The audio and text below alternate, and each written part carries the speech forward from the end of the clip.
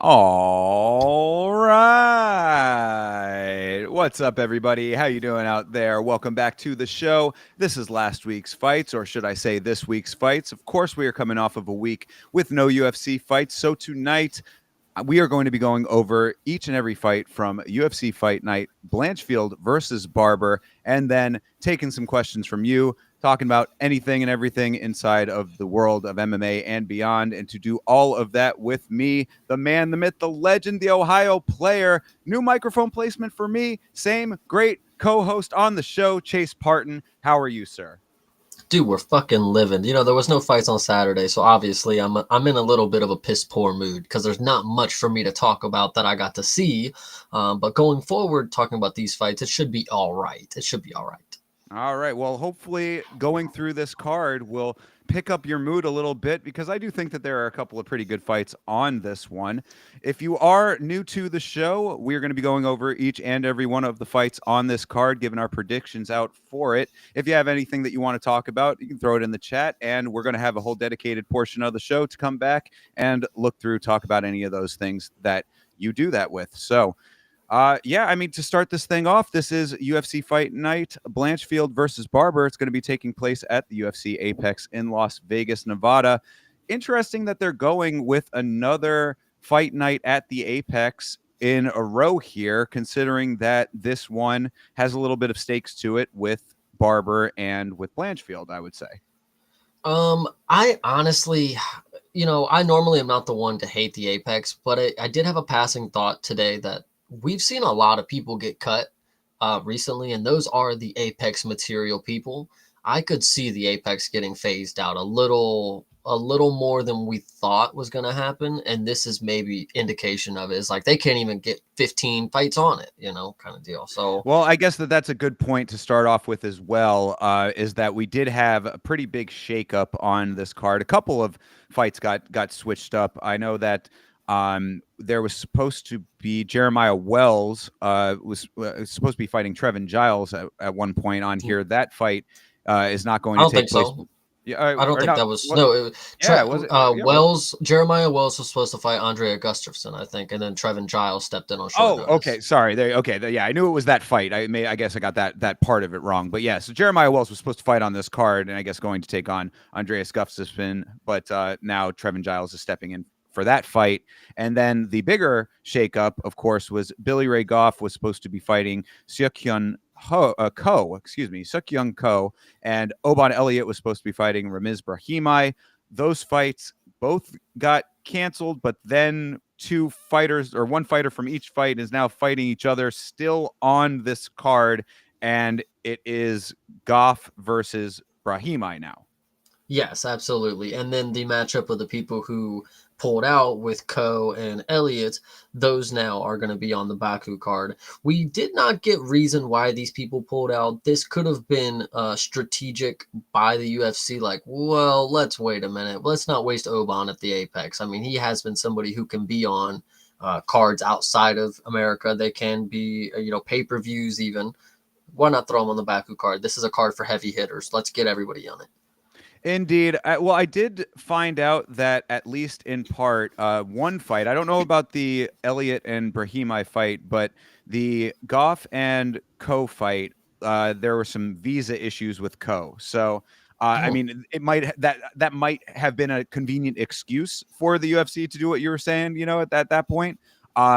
Either way, that some things happen, and then it may be an opportunity for them to redo things and switch it up in that regard. So perhaps there is some bigger strings being pulled in this shakeup that's been going on with this. But either way, still details a little bit sketchy, only because the information has not been fully updated online yet. As of right now, we're going to go with the assumption that the Goff and Brahimi fight is going to happen. I think first and foremost, before we get started breaking down these cards, since TJ is here giving us some attention very early, you should go ahead and give a shout out to him real quick on where he can watch that commentary from the other night.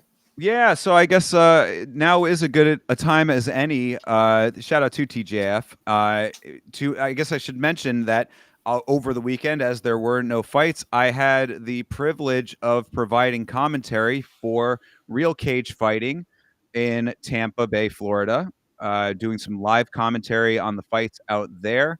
And if you go to youtube.com/@Yama Show and go to the post section of the page, there is a post on there with the link that you can go to the Patreon and purchase that card. You can watch the commentary that myself and Bits King provided for it. It was a fantastic time. The card itself was really, really good. And I'm not just saying that, I swear. Like, I mean, it's easy to think that because I did the commentary for it, that like, I'm just going to like blow it up and glaze it or whatever. I am being 100% truthful when I say that these fights were really, really entertaining, especially at the level of competition, because these were amateur fights.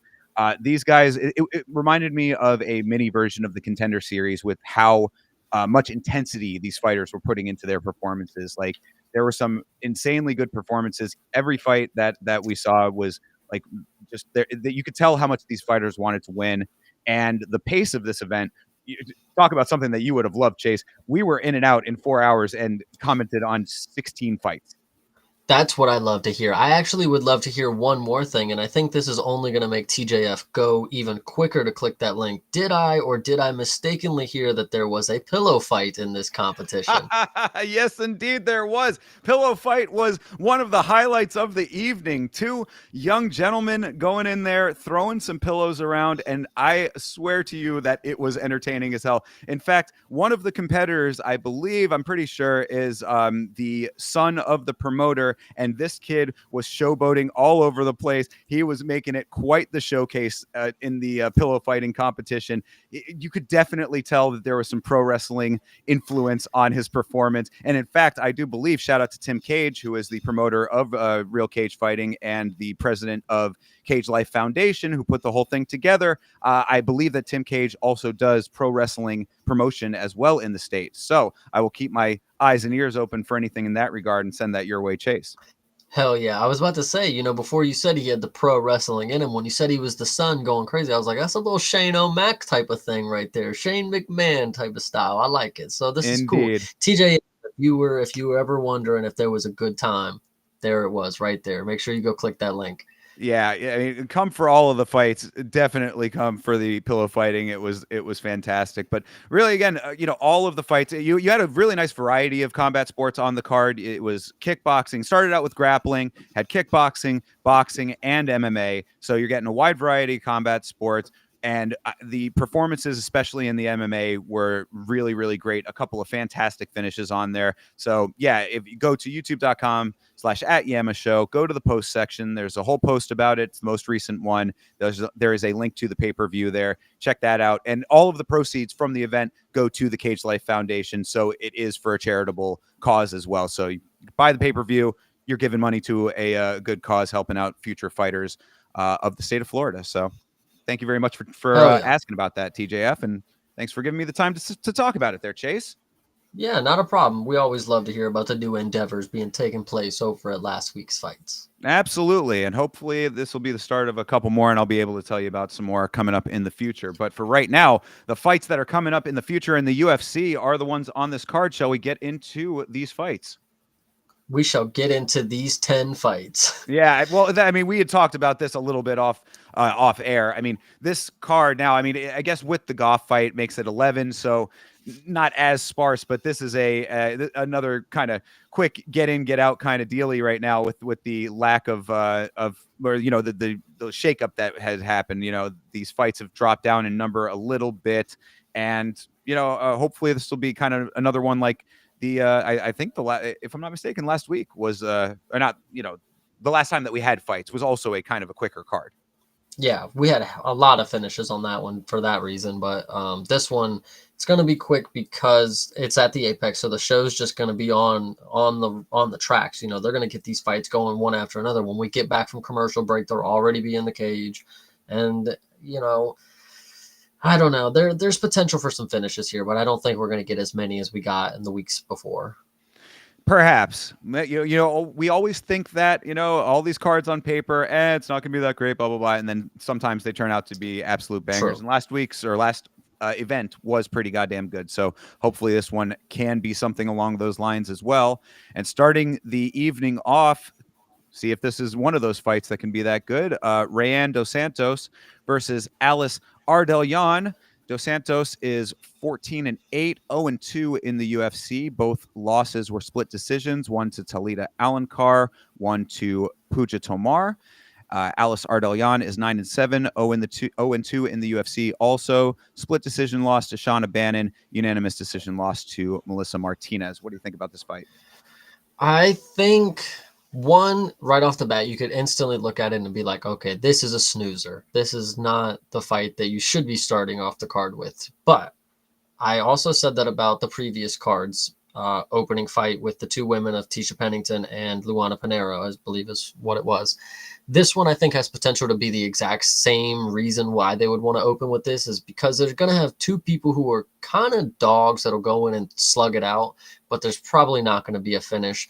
Alice Ardellán, I think she impresses me because in her loss, I know a lot of people will say like, how can somebody be impressive in their loss? Like we had a discussion about it in the Discord, and it's like you could still see like where the good shines through in a loss. And I think Alice has moments where like you could see talent and you could see like determination, but she's just also going up against people that are somewhat better than her.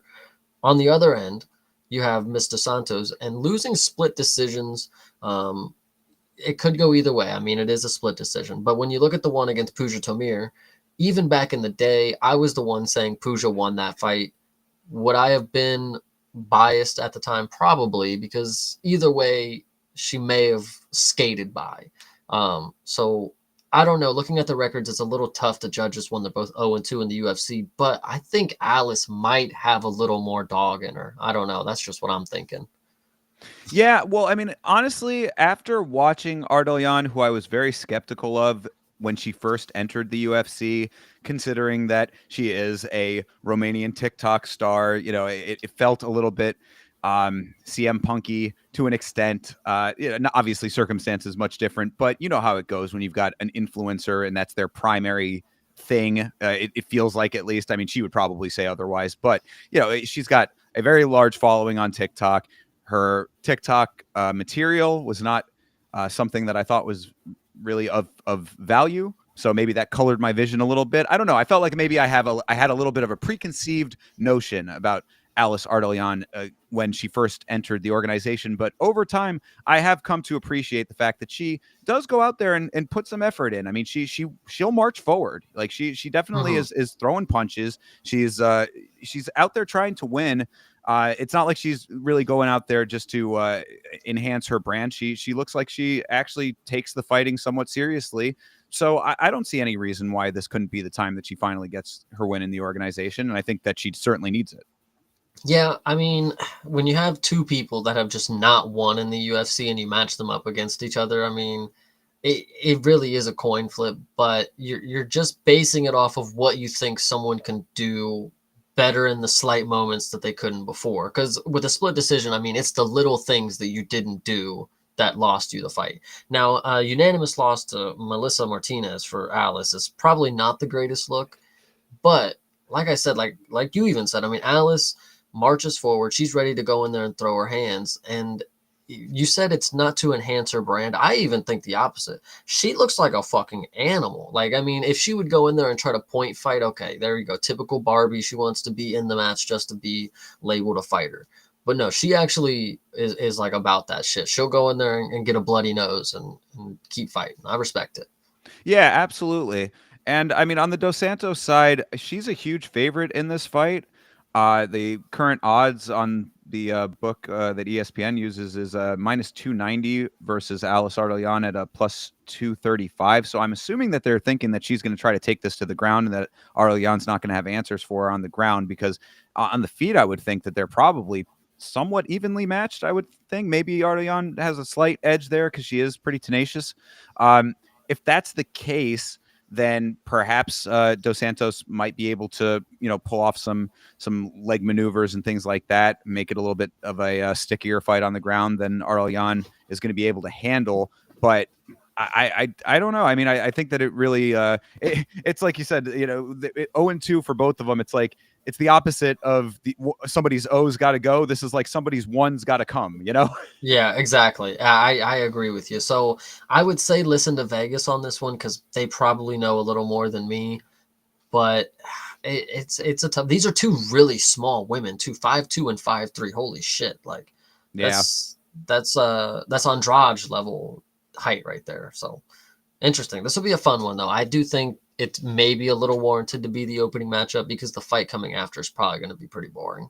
Right on. So I mean, yeah, I'm often the of the mindset of trying to like find the reasons to go for the dogs. I think that's if there's some angle that it makes a lot of sense to go with the dog, then I'm generally going to try to exploit that because it's great value obviously if it makes a lot of sense.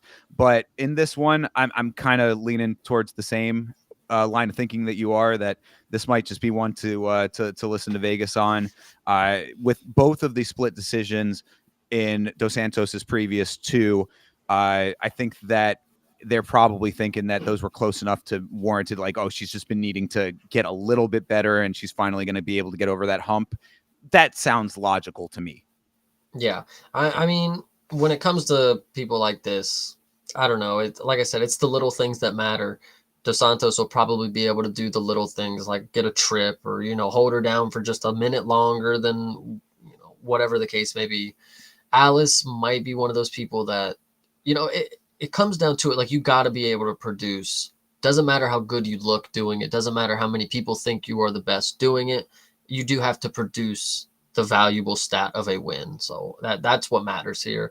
And neither of them have been able to prove that they can do that yet, especially in the UFC. So it is, I don't know. You also got to take age into account. Alice Ardoyan is a little older, but it's not outside of the realm of like she can still be talented at this age. It's just really a toss up, I think. Sure.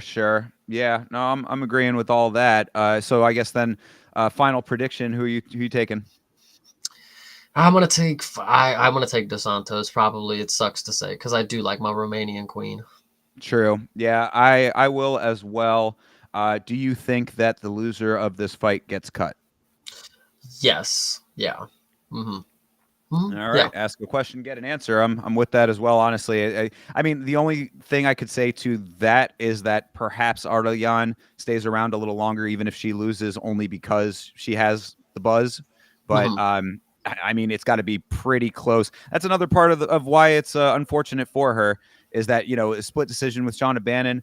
I mean, at the time at least didn't feel all that impressive, but now Bannon is starting to come into her own a little bit more. So She did almost get finished by Pooja, but well, mm, yeah, I guess that's a that's a true statement there too.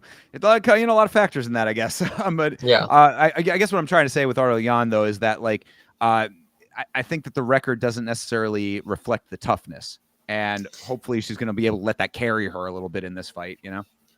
Unfortunately, being tough is not. what can carry you in this sport. You do have to be able to put all of the aspects together. So being 9-7, I mean, it's for a good reason. There's a reason that you've lost 7 times.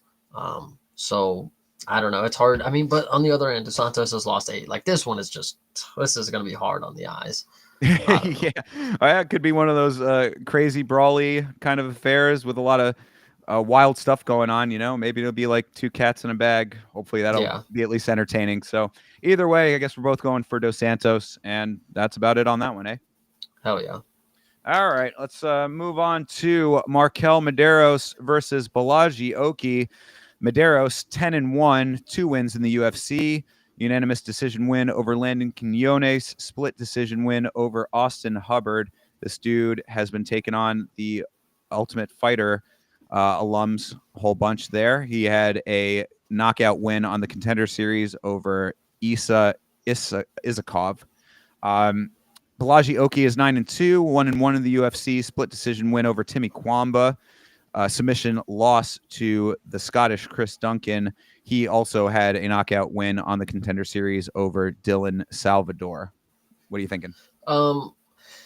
This one is very conflicting because initially I want to say, well, Medeiros, we've seen him and he wasn't as impressive as maybe he could have been, especially for like an upcoming prospect. You can definitely see, one, he doesn't have that killer. Like he doesn't have the I'm going to finish a fight type of mentality. He has the I'm going to play the outside mentality. And I will believe that this is going to be a boring matchup that I don't know. They have him as the dog, but with that type of style, I think that works perfectly to get around Oki and just again point fight and dance all the way to decision. But I'm now maybe in the split moment that I'm looking at this, maybe Oki decides to try to brawl with him and he steps in and Medeiros in in a in a way that we wouldn't have expected, and I'm going to give him a lot of expectations here. I think if Oki steps in and tries to trade, Medeiros should be able to counter and drop him. And I think that is it's a lot to put on him. But I mean, if you're a prospect and you're a striker, and if somebody wants to stand with you, a dude who's not really that great on the ground because he's been subbed, so maybe he's not going to be quick to shoot on you. I know you're not going to be the dude to sub him most likely, but in his mind, he's like, okay, let's go back to what we know. We know we knock somebody out in the Contender Series, and then we get subbed. Let's strike with this next dude. Let's show everybody that that dude is not as good as I am. Maybe Medeiros actually pulls out something and gets a drop. So, because actually, for context, I want to give the reason that I think that this is possible is because I had the same feeling when it came to Nathaniel Wood and Morgan Sherry. Nathaniel Wood is somebody who's known for just pillow hands, not getting any finishes type of deal. But in that case, Morgan Sherry is a type of dude who will stand and try to trade in the pocket. I thought it was very possible that Nathaniel Wood would catch him and drop him, which he did. He didn't finish, but it was almost like in the moment, like they were willing to trade with him. Anybody can get caught. I think this is another example of we maybe expect a decision, but somebody could get caught on the inside here. Yeah, I think that that's entirely possible.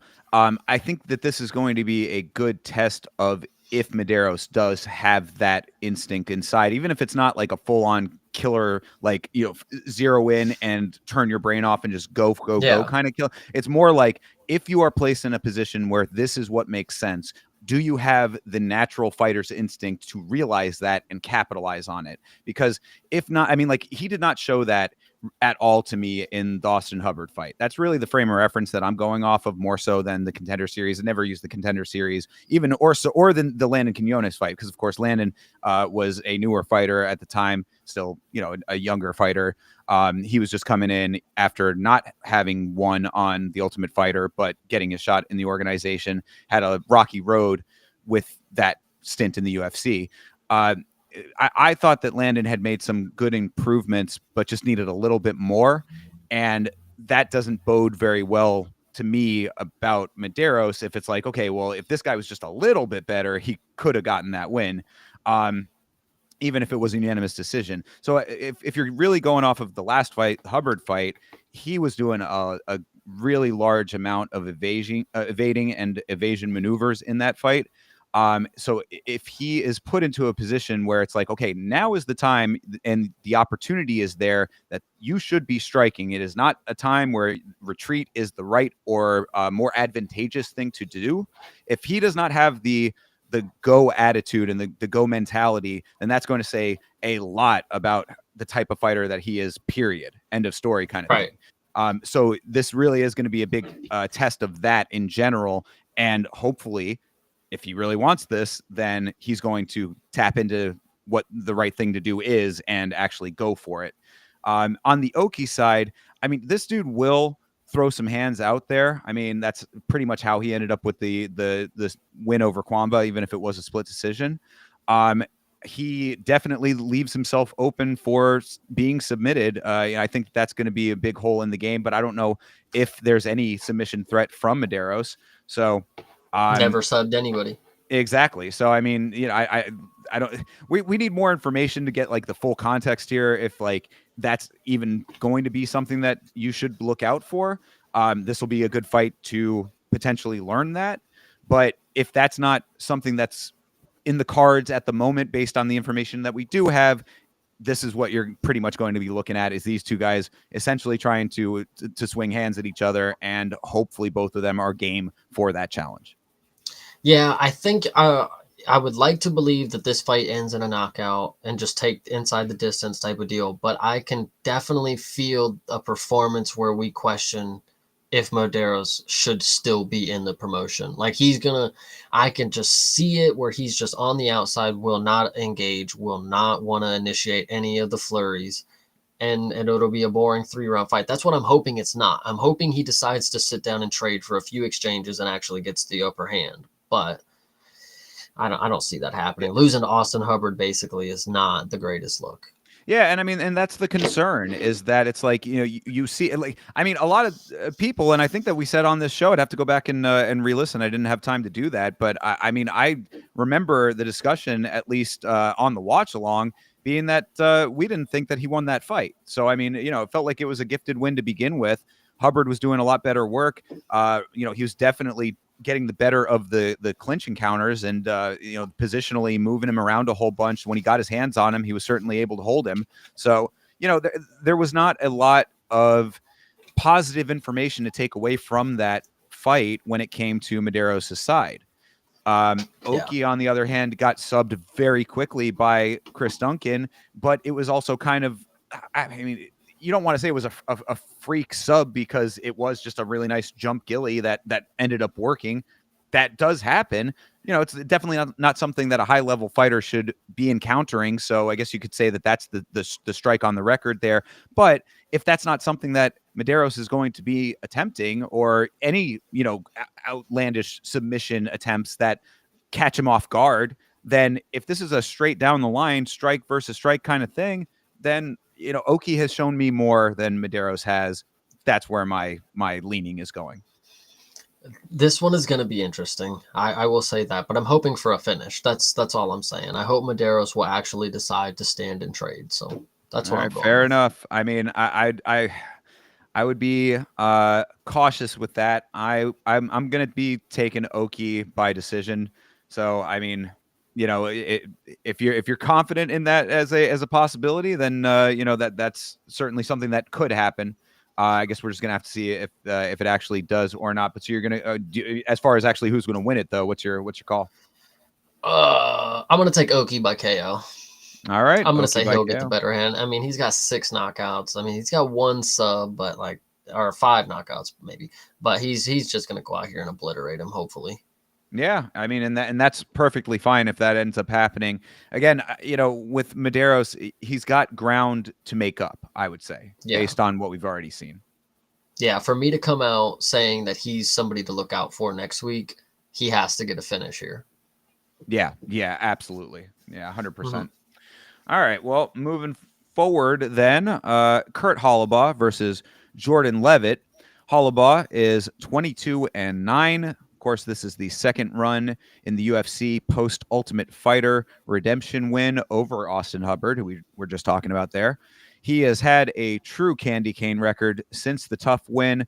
Unanimous decision loss to Trey Ogden, unanimous decision win over Kanan Kraszewski, unanimous decision loss to Alexander Hernandez, even though that was a slightly questionable one. Jordan Levitt is 11-3, 3-2 in his last 5 with wins over Matt Sales, Trey Ogden, and Victor Martinez, losses to Patty Pimblett and Chase Hooper. This one, I think this one might be a little more cut and dry than people want to give it credit to, because you guys got to remember, Kurt Hollabaugh is probably one of the worst when it comes to ground game. Like, he has lay on your back and hope for the best. Like, that's what's in his bag when it comes to going to the ground. And that is taking away from how good of a striker he is, because when it is on the feet, he actually is impressive. For a dude who looks like Forrest Griffin and looks like an old man at this, like, he is very dicey on the feet. Like, I will give him that. But Jordan Levitt seems like the type of person that'll be able to just slip a punch and just tackle him, and then it's straight to the ground and probably a submission.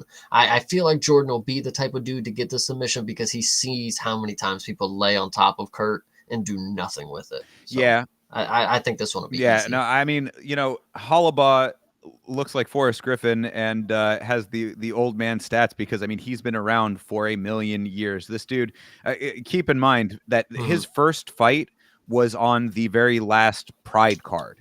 So this dude has been fighting forever. I mean, 38 years old as well. That's Nice. another factor in this, of course. Jordan Levitt, 29 years old. But for a dude at an advanced age in this sport, he does still have very nice hands. He's got that strength that you were talking about there. So could he lay some shots on that catch Levitt off guard? Perhaps. I mean, it's not out of the question, but he also doesn't generally have crazy knockout power, which is unfortunate. He's got good hard volume power, I guess, if that makes sense. You know what I mean? He's kind of like Alex Morono. That's exactly who's a good comparison. Yeah, I'd say that is exactly right. It's like it's solid output. It's consistent.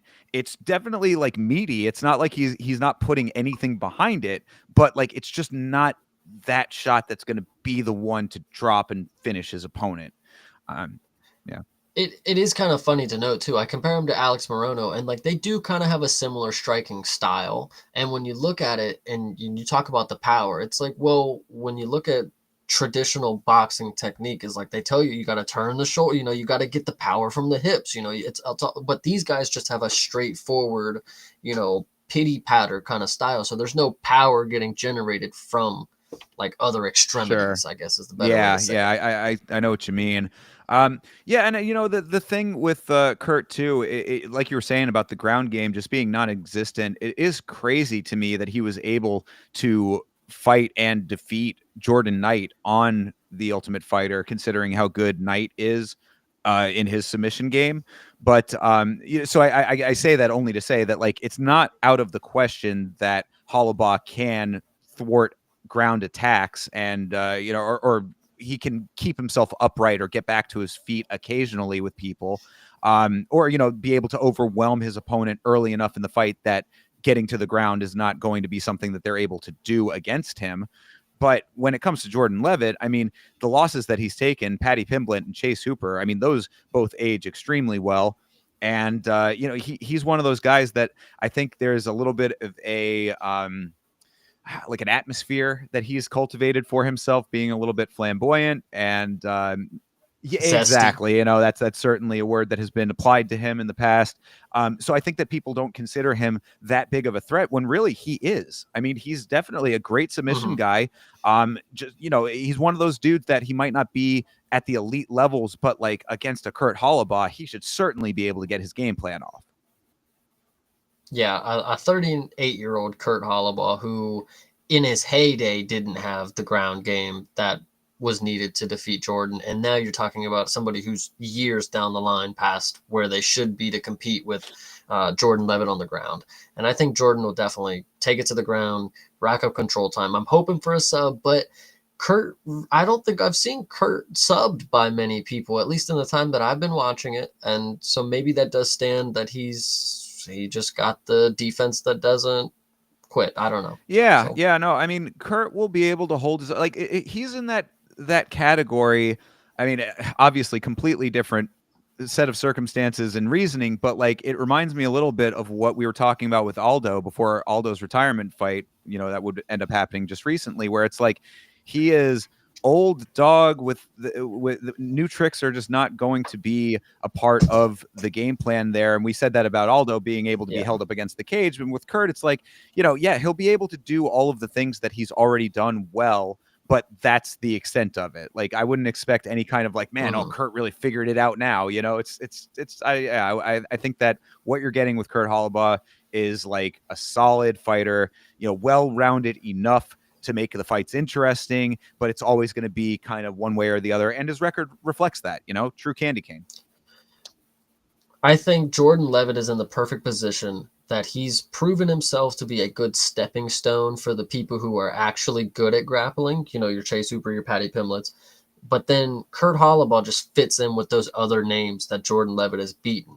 So we just need to get Jordan another W, get him in the win column. So when we have our next grappling prospect that we're trying to test the waters on, Jordan will be the That guy. might be one of the most wise assessments I have ever heard in my life, because I think that you're 10,000% on point with that. Levitt is a dude, and I think on the other side of the coin of what we were just talking about with Hollabaugh, Levitt is a dude who might be able to pull out some new interesting things. He might be able to level up his game. I mean, he's only 29. I mean, he's just coming right into the sweet spot there where he should be starting to hit his stride for real. So there is potential that maybe he shakes that the dynamics that you just outlined there in going forward. But this isn't necessarily the fight that you see that in. Like he's going to have to get this fight, get this win. Next time that there's a person like Chase described there, that's going to be the time where you're really going to see whether or not Levitt can break past the confines of what you just outlined. Yeah, and I think Jordan Levitt is also one in the perfect position for what I just outlined, but he's also the perfect type of fighter that, it tees up a superstar because of the way that his personality and the character that he is. This is perfect for somebody like Chase Hooper to have like a very, fun matchup with kind of deal. This is perfect for Patty Pimblett to have beef with and twerk on him at the end of the fight, things like that. Like this is perfect for this is a perfect stepping stone type of fighter for whatever you have coming for you. If it's somebody who wants to trash talk, Jordan Levitt is like aimed right at the barrel of the gun, whatever you want to say. If it's somebody who just wants, Jordan Levitt is the perfect person. It's like, well, I'm not going to let the zesty guy who does splits after wins. I'm not going to let him beat me, of course. Like, I don't know. I think this is a good type of fighter to have. Yeah, you just reminded me. This is probably a little bit before your time, but there was a video game called Mike Tyson's Punch Out, and you were a character who was going out there and making his way in the boxing world, and you'd have these like characters that you'd be fighting against. Yeah, Jordan Levitt reminds me a little bit of like, obviously not as poor of a fighter, but like a Glass Joe or like a Soda Popinski. Like he's like a character in that way. So Yeah. I think the comparison makes sense. So yeah, the next little Mac out there going up against Jordan Levitt, it could end up being a stepping stone, but I don't want to box him in that 100%. Like I want to believe that Levitt can maybe improve his striking a little bit more, because I do think that's an area that he does need improvement in. I think that there may be a little bit more than we're giving him credit for just now, than him being like the stepping stone forever. I want to think that that's a possibility. I don't know, because some people and some people do break this stereotype that I'm about to lay out for you, but some people you could just see that like the championship would fit them. Like they would look like Diego Lopez. Mm-hmm. Look, he would look good with a championship belt on. Ilia Topuria. Championship just looks like it's made for him type of deal. People like that. But like Jordan Levitt, never in a million years can I sit here and envision this dude taking home the belt. So that should just give you extra fuel. But I'm just saying, it's like this is not the dude that I'm sitting here thinking like he needs that one more opportunity. Give him the next star that you think is just that good, and when he smokes him, there's the title run. I'm just not saying that about Jordan Levitt. Well, when Jordan Levitt or Ryan Hall or one of the 8 million other guys that I can think of that fit the description, like you said, of a dude who you could never in a million years imagine having gold around their waist, when they get it, I'm going to remember this conversation. Well, I would say Bilal fits that stereotype, and Bilal actually, I would never say, but oh yeah, Bilal, he deserves, he's gonna be champ one day. Like I can see it, right here. Like I wouldn't have been that way. Jordan Levitt is the same type of example. Like I All don't know, right. So just yeah, I guess so. You're saying there's a chance. Um, there's a chance. There's a chance, guys. If he might surprise, I mean, 11-3, like you said, if he somehow gets the striking together, and if he puts on a performance like Melly Costa did, and shows you that the striking is now improved, I'll be a believer. But until I see something like that, we'll see. Kurt Holloway's not the opponent that I'm ever going to be like, championship is due now, boys. You know. So yeah, for sure. So all right. Well, all that being said, then who you going with? I'm taking Jordan Levitt by sub. I want him to finish Kurt. All right, I'm going to take him by decision. I think it's going to be another one where Kurt does just enough of the right things to not let himself get defeated or stopped, but is going to be roundly, overcome for the majority of at least 2 rounds. You always, well, you don't always, but you brought it up recently with Jose Aldo. Is like when you hear fighters who are 1 foot out the door type of deal, it's hard to put trust in them. Do you believe Kurt Holloway is on his way out the door soon? That's a good Mentally. question. Yeah, I want to say no, only because Kurt strikes me as the type of guy that I don't want to say he's like a Tony Ferguson where he doesn't know when to quit, but he strikes me as the type of guy that is going to continue fighting a little bit farther than is the right time to quit. You know what I mean? So, I wouldn't say that he's like checked out. If he starts to go on a massive losing streak, then it'll probably become a lot more apparent. But like a candy cane, win loss kind of thing, I think that he's just sort of resigned to that at this point. Would be my suspicion, at least, because he is just one of those workhorse kind of guys. Like he went back on the Ultimate Fighter to get back into the UFC to have a record and a career like this is the way that I sort of look at it. Like he is a fighter. That is what he does. It's a little bit less skilled perhaps, but he reminds me a little bit of like a Jim Miller in that regard, where it's just like this dude goes out there, he's going to fight, and that's going to be it. I think also what to note in comparison to somebody like Jose Aldo is like Kurt Holloway doesn't leave his fights on his deathbed. Jose Aldo in his last fight looked like fucking shit when he retired. Like, I would retire too if my face was cut open and the other half was all morphed and shit. Yeah, it probably didn't look fun.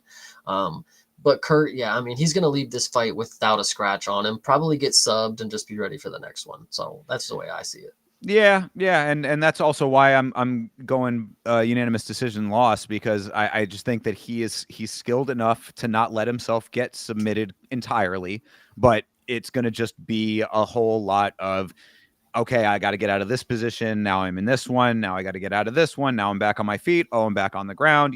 It's one of those types of deals where it's just going to be kind of a whole lot of rolling around and a whole lot of close calls. What I'm seeing. Yeah, another day at the office for Kurt laying on his back. So yeah, unfortunately so. So yep, I will also take Jordan Levitt and take him by UD.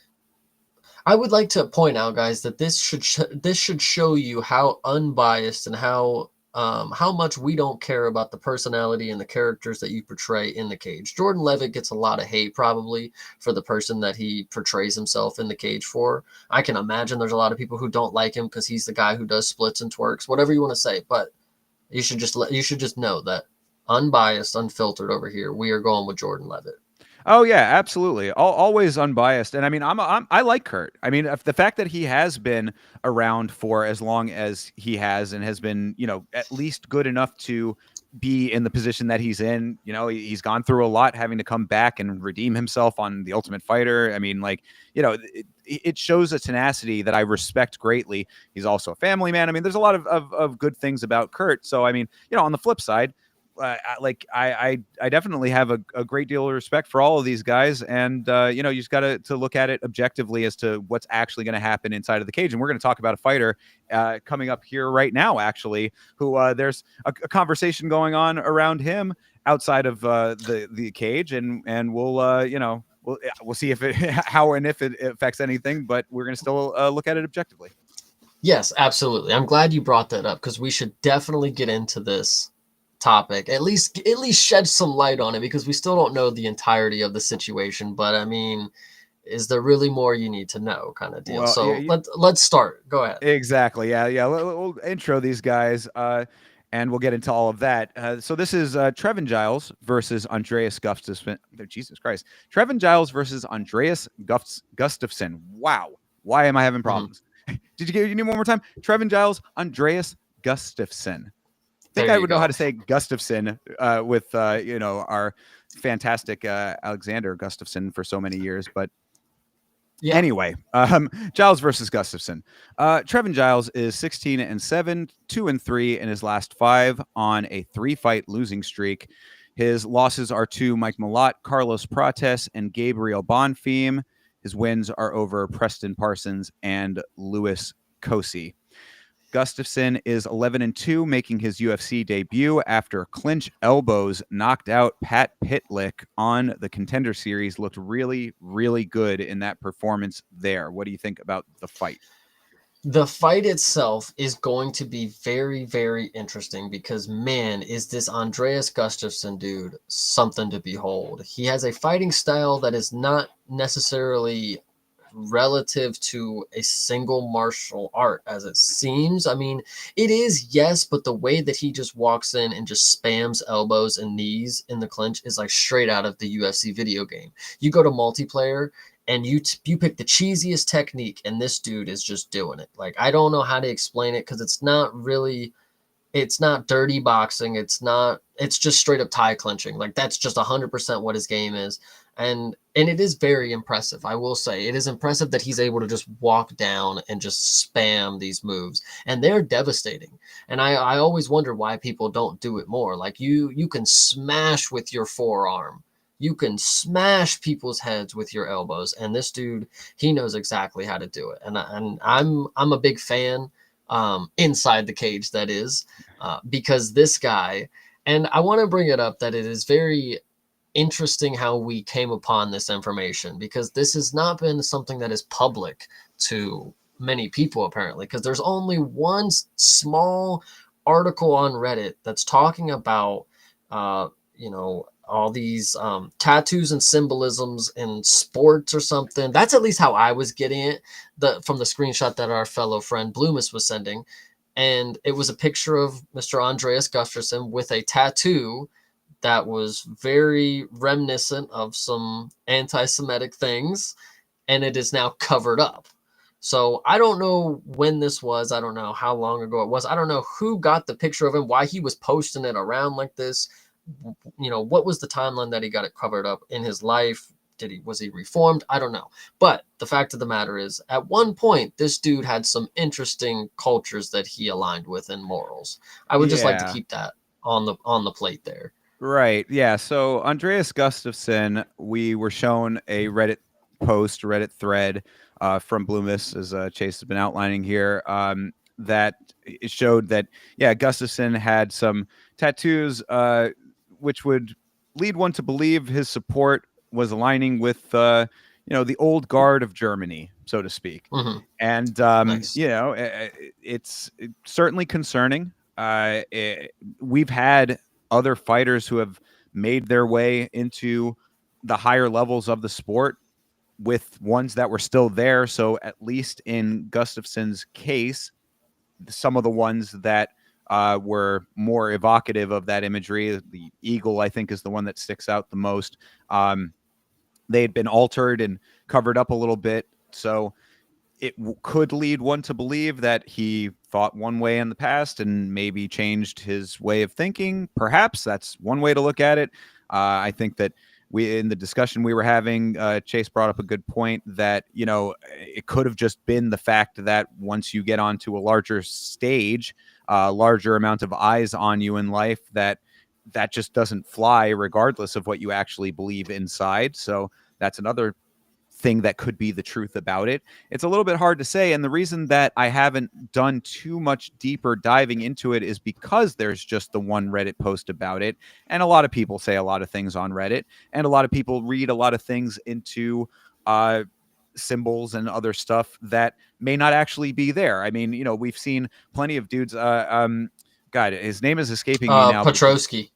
But oh well, yeah, with the hammer and the sickle. I mean, that's yeah. I mean, that's maybe a little bit less of it.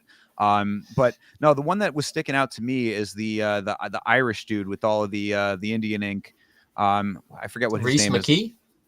It is Reese McKee, I believe. Yeah, isn't he have? He's got all the black and whites, right? I mean, he's pretty much all Indian ink, and some of the ones on there, like, they look like they could be questionable. I think I made that joke about it on the watch along at some point in the past. I think he was fighting Kennedy and Cheziku or somebody along those lines. Something like that. I don't. Maybe it wasn't him, but or Chidi and Jukwani, it might have been. But either That way, makes more sense. yeah, I think it was that fight. Well, I was saying, the tattoos are like, Nazi adjacent is what I wanted to like. I think I had said it was, and I was joking about that, of course. But like, my point in bringing that up is that people get tattoos that sometimes look hard. You know what I mean? You can't deny that the eagle looks cool. There's some of the Nazi stuff Listen. looks cool. I don't know. I thought it also might have been a possibility. This is a young guy. Maybe he's just in a rough part of town. He goes into a tattoo parlor, and that's just one of the stock photos on the wall. Like, I mean, he's I don't fucking know. He's just like, oh, that's a cool bird right there. I'll get that like right on my chest. And like, the tattoo artist is probably like, yeah, this guy's fucking metal, And he's just sitting there thinking, man, I'm getting a sick bird on my chest. And the fucking tattoo artist is like, this dude's down for the cause, man. So eventually he probably realized like, oh, people look at me and I do give off the vibes of a skinhead. So I should probably get this one covered up. And I do believe it probably is like a secrecy kind of thing. It's like, oh, I can't wear this publicly now because I'm trying to actually have a life and, a career. But I may or may not want to kill Trevin Giles. I don't know. Yeah. So I mean, I guess that like until we get more actual concrete information that can confirm or deny this, like I really don't want to like over speculate too much because that's not something that you want to just apply to someone if it's not the truth. You know what I mean? Like I wouldn't want to be saying this stuff about him, but what? Go ahead, Chase. I know. No, I mean, I don't want to imply it either, but I do think it is just very interesting that the one picture that we've seen, it's and like the place that it would be if you were a normal citizen, you go to work with a shirt on. Nobody's ever going to see that you have a Nazi eagle on your chest. Then you realize, oh, I might become a firefighter and not an electrician. Okay, well, maybe we should get this shit covered up because I have to work without a shirt on. Like, I don't know. I think he also, I kind of still believe that he's kind of into it. And and I am kind of laughing about it, but I think it adds to the mystique a little bit. If he kind of is low key still into it, I mean, I'm not with it, but I think that makes it better than he's like, oh, I was wrong, guys. Like and one time in my life I felt that way, but now I'm a new man. Like, you live up to how you feel. I don't know. That's the way that I think about it. Say it with your chest, quite literally in this case, right? I mean, yeah, like play. I mean, listen, I know covering up the tattoo is probably the way to go because like that's movie villain type thing. Oh my God, he's coming in with swastikas tattooed on him. But in a real sense, if he still does believe that whatever he wants to do, he's probably a piece of shit for it. But it doesn't also help if he is reformed that he continues looking like a skinhead. I'm just saying. Yeah.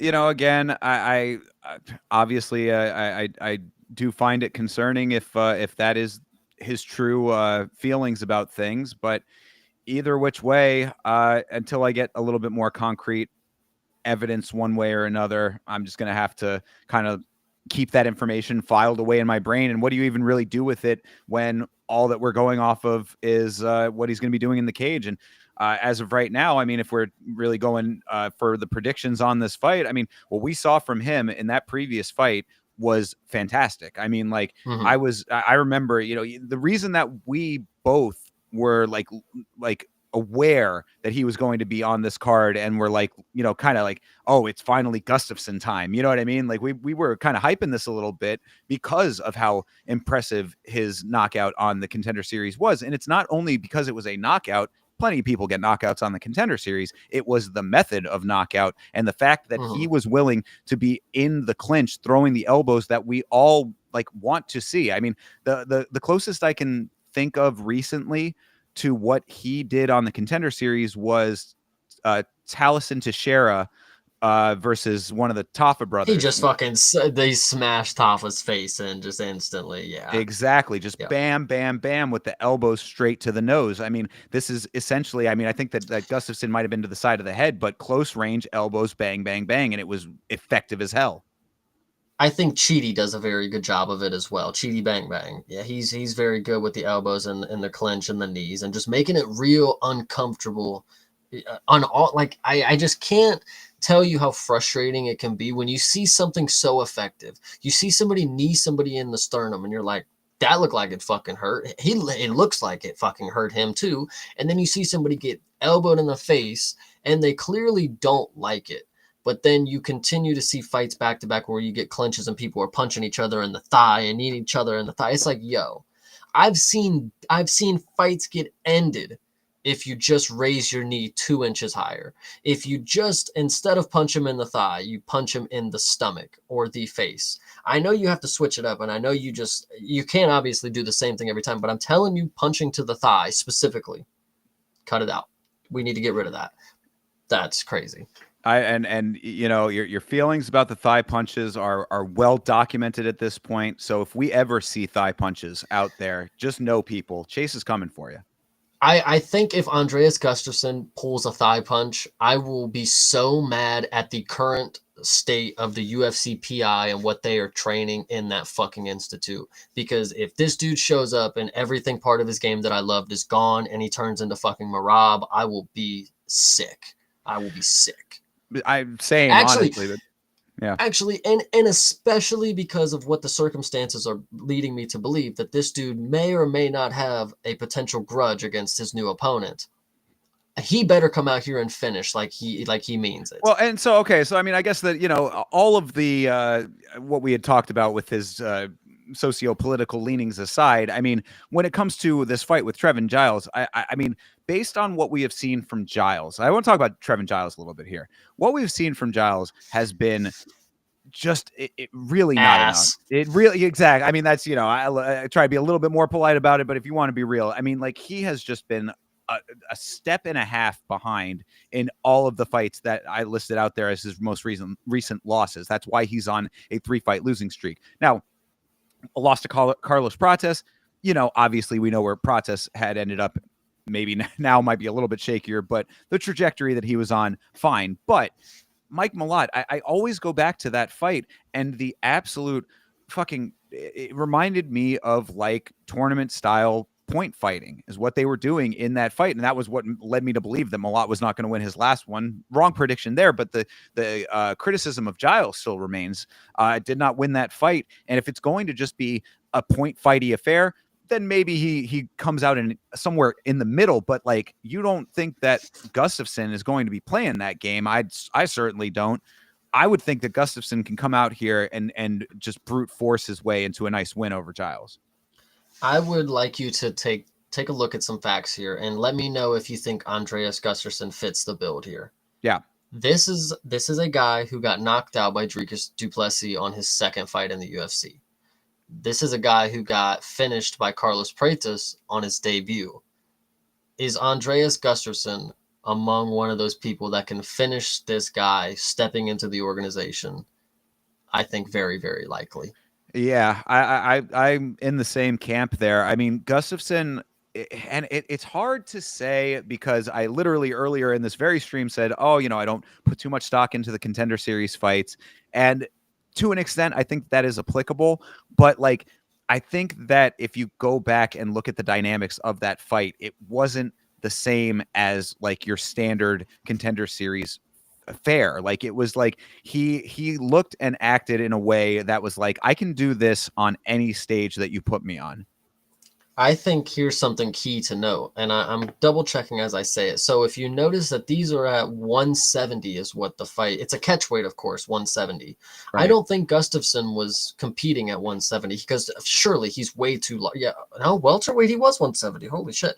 This dude's very large. I was going to say without having that extra cut on his body, because he's only going to have to, you know, cut half of it in theory. You know, if he's going to make the catch weight, maybe he just walks in at whatever his weight is now.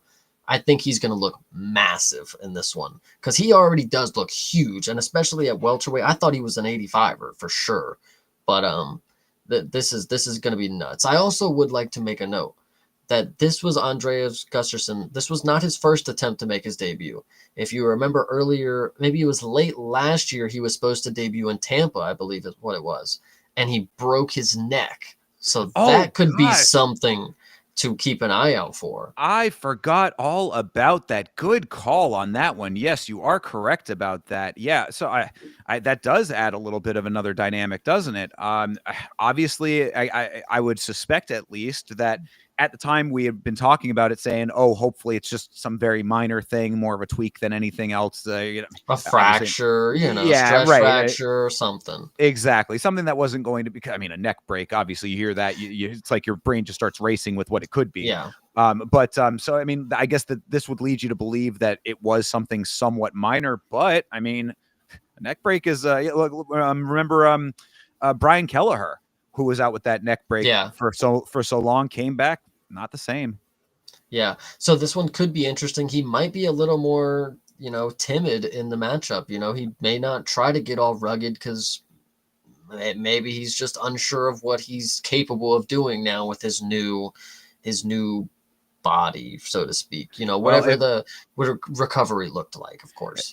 Whatever the case may be, if there was ever an opponent that you would have like an opportunity to either spread your wings or not with, I would think that Giles is probably a good one for that, because you're going to get a lot of runway, a lot of real estate to do what you want to do, considering that Giles is probably going to be throwing out some pretty weak shots, some pretty pointy stuff from the outside. I mean, if you can go in there and muscle and have the wherewithal and are confident in your ability to move forward, then I think Giles is somebody that you can back down pretty easily.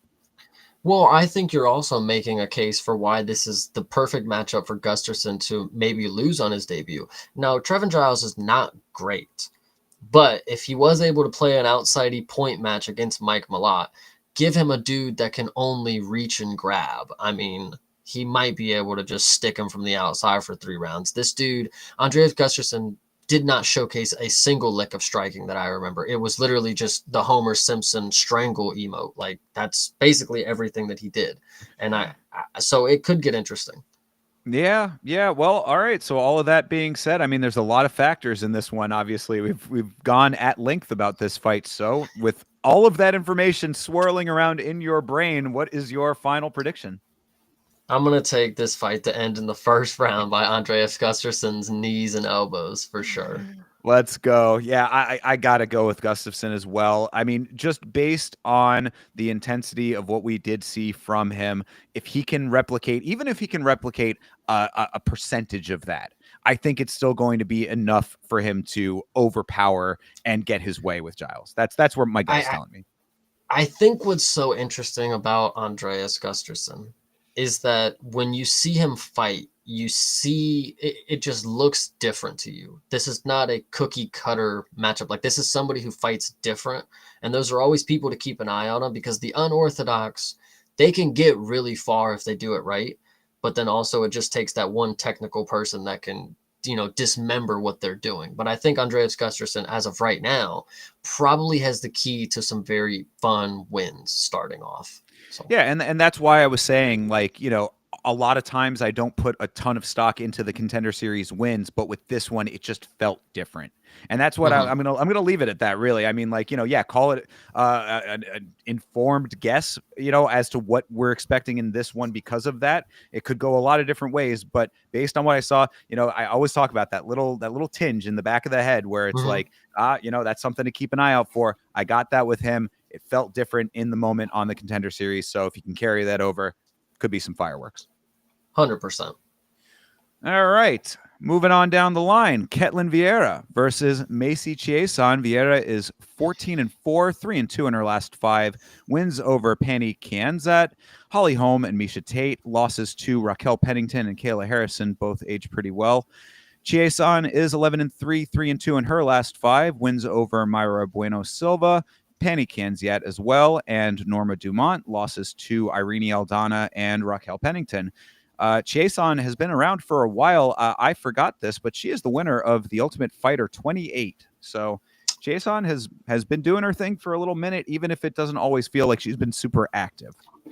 Yeah, I was gonna say that was the first thing that stuck out to me is that the fact that the last time she fought was almost a year ago. She got a doctor stoppage finish on MBS, and that should have that should have been the propulsion she needed to get another fight and get her name in the like this fight right here could have happened way long ago. I know, Caitlyn was, doing her thing with Kayla, but Kayla also wasn't necessarily the most active. Like there was definitely time in between where you could have lapped somebody. I know that the UFC, they had it destined that Kayla was going to come in and get the title shot, but like Macy is somebody who you don't really think about.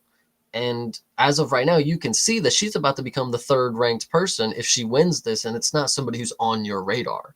Now, Ketlin is somebody who, just like MBS, I would love to believe that they are as good as their record or their placement in the division would have shown. I watched them at the time that they were fighting for or close to the belt. So surely that must mean they're great.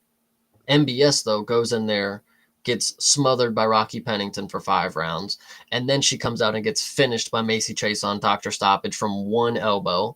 And it was a questionable call, good call, whatever you want to say. But the fact of the matter is, Macy could have been fucking fighting. Ketlin might not be as good as I think she should be. And Macy's also one of these new age talents that's just very good at everything and just makes things interesting. Like if she'll cut you with an elbow or she'll get a ninja choke or, things like that. Very, very good from Macy. I want to believe in her just for the fact that I would hope to think that I would know better by now that Caitlyn is probably just not that bitch. Yeah, yeah. I think that the way that you described it, where it's like Macy has been kind of bubbling beneath the surface for a little while, that's going to start to change with a fight like this if she gets the win, I would hope. Because I've been a fan of Macy Chiasson for quite a while. I think that she is like kind of a diamond in the rough in a lot of ways. Like I think that she's a lot more skilled than her activity level would lead one to believe. Like that's the real big note. Is like you let off with, it's like she's kind of just not out a lot for some reason. She's not there a lot. And it's just like, you've been doing some really great work. You need to capitalize on your momentum. Hopefully she starts building up a more frequent base of fighting and can, live up to the potential position that she will be inhabiting at the upper part of the division if she gets this win. Because other than that, I mean, really, like you're nailing it with the way that you described it. I mean, she is a very well-rounded fighter. She's very tough too. I've always thought that she has a really gritty, in-your-face style, especially for the women. I mean, a lot of times with the women, you get a lot of very technical grapplers, but like Chiasson, she'll grapple with you for sure if you want to go that route. But if not, she'll be throwing elbows in your face. So, I mean, she's definitely to me, a bigger and better talent than her current position and status would lead one to believe. And I would like to see her fully inhabit that. I want her to be that because I think she has the potential to be that. So a win like this over someone like Caitlin Vera, who's been very, very close to the top, that certainly can do it. And then all she has to do after that is really be about it. I think Macy is in an interesting predicament because she's somebody like we said, she skates under the radar. She's not necessarily calling her shots as well as she could be, but she's also in a division where it's locked up. We got Pena and Harrison, and we know for fact Nunez is coming back. So where does Macy fit into that equation? Maybe it was in her best interest not to run up a bunch of fights that mean nothing because then you're not going to have fights. You're just going to be stuck waiting for the opportunity to go fight for the belt. But this is somebody who we could see slip into a title position as an early defense for, say, if Kayla Harrison wins, this could be her first defense because Amanda Nunez isn't coming back just yet. Whatever the case may be. Nunez may not come back that immediate fight after if Pena wins. Boom, Macy Chiasson just gets slid right in there as a filler. So. Yeah, well, and I mean, when it comes to the Vieira side of things, if you look back on the most recent 5, I had said a win over win over Pani Kanzat, Holly Holm, and Miesha Tate. Like those wins, Holly Holm on the end of her career, Miesha Tate close to the end of her career, Pani Kanzat not really a factor. Who even is this girl? Am I supposed to know who Pani is? She's been released. Her and Chiasson actually had a pretty big back and forth for a little while there. Pani Kanzat actually landed a liver shot on Chiasson that ended up being the finishing of their fight, and then they ran it back, and then Chason won the run back. And I believe that Kanzat was Chason's opponent on the Ultimate Fighter finale as well. So they had like a little bit of a rivalry going there for a while, I believe. I'd have to double check that part of it. But either way, yeah, Kanzat is she's out. So I mean, you know, I think she was kind of a never really was sort of thing in the promotion, but just happens to be one of the ones that both of them fought. Either way, though, so I mean, those wins, not the greatest wins. The losses, yeah, I mean, they are like they do age well, you know, former champion now, and Kayla Harrison, who's going to be challenging for the belt and all that. But I say all of that to say that Chiasson, with a win here, slides herself right into the position to be part of that more elite conversation, because all of the factors when it comes to the Vieira side, like they're starting to show themselves like for what they really are, I would say. You know, fighting and beating Holly Holm at the end of the career, Misha Tate close to the end of the career, Kanzat, who's not really that very impressive. Like she's sort of been propped up by a couple of wins that maybe weren't all that. I think that Chiasson getting her taken care of puts her in a really firm position to then prove, okay, you've gotten through like that. I talk about those gates, right? I mean, this is like the gate to the elite status. Can you hang with the elite? That's the question thereafter. I think there's always going to be question for Macy if she can hang with the big dogs, because when you look at the people who are around her in the division, these are people who have been here or been around, you know, Kayla Harrison excluded. She's been around somewhere else doing it. But, you know, you have Amanda Nunes, Juliana Pena, Rocky Pennington. Like these are people who have just dedicated their damn careers to getting to the top of the division. Macy Chiasson is one of these people who is going to be ridiculed for not having the resume that speaks to somebody who deserves a title shot. They haven't been as active through the years. They haven't really put in their time. They've just kind of been able to get these rocket ship opponents. MBS at the time, that's a title that's coming off the title shot. She got her and finished her. And then now she's still kind of lingering around, and she gets somebody who is coming off the title, you know, a contender matchup, whatever you're going to say. So Macy's getting kind of the leftovers, and I think that's going to be a main top talking point if she does get the title shot. Is like, well, she's 11-3. Like, who has she actually faced that is like worth saying she deserves to be in the championship spot? Because like when you look at people like Rocky Pennington, Amanda Nunes, and Juliana Pena, like I named, like those, the resume, they've been here for a while, racking up names left and right, you know, losing to some, winning to some, but at least the resume speaks to why they deserve a shot at the end of the day, I think. So yeah, absolutely. And really, when you have that type of gridlock like you do at the top of these women's divisions, it really is all on the upcoming fighters to prove that they belong in that conversation. So it takes these wins, it takes these wins impressively and emphatically. So if Jason can come out here and do just that, then the conversation starts to shift and broaden a little bit to include her. That's what she's going to have to do. And same with on the Vieira side. I mean, like if she wants to maintain any relevance in that conversation now, especially with the backslide that she's been on, this is a do or die moment for her in a lot of respects. I mean, yeah, she's not going to drop completely out of the rankings, but the more that you start dropping down point by point, you know, click by click, it starts to add up over time. And since there is such a lock at the top of the division, the rest of the conversation matters a lot less. You're trying to like, you know, you're different. The pools are different. Like, you know, you can be somewhere in the rankings. You can have a number. A lot of people can have a number. If you want to get into the elite status, you want to get to the top of the heap, that's going to take a lot more. And then once you're in there, it's going to be even harder to maintain a spot because of how good the people that are in there already are.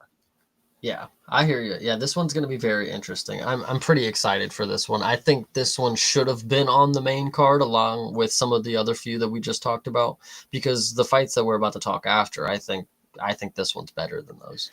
Same. Yeah, absolutely. And I think that there are a lot more stakes. The way that we're talking about the placement on the card does not reflect that, and that's unfortunate.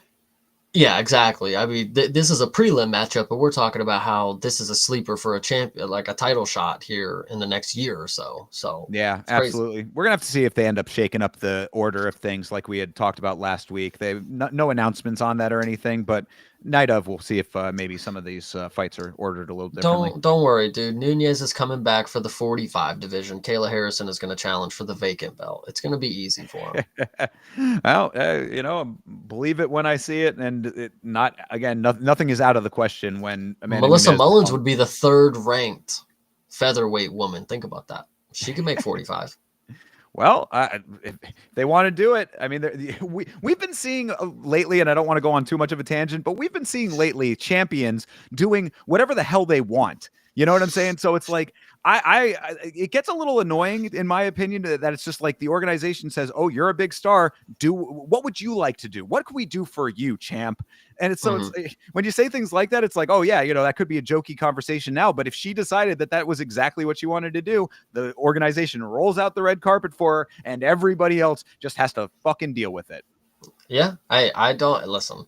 It is funny in that regard that is the inevitable truth, but it is funny that it's possible enough that we could joke about it, but then also be like, don't joke too much. This is quite possible here, guys.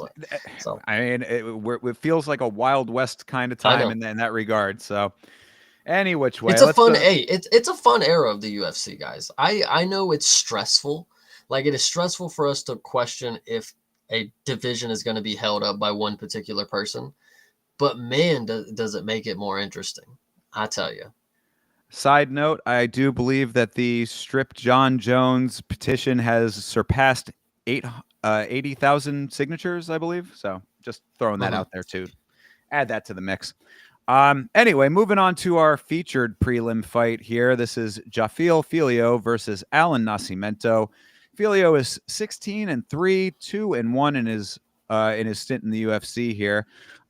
Wins over Daniel Barreth and Ode Osborne, lost to Muhammad Mokaev, knockout win on the Contender Series. Nascimento is 20-6, 2-1 in the UFC as well.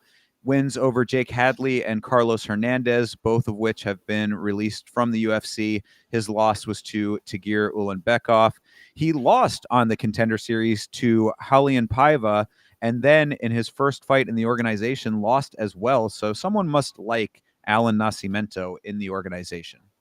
I mean, whatever all that is considering, I would like to just point out Alan Nascimento has 15 submissions to his name, never been subbed, never been finished.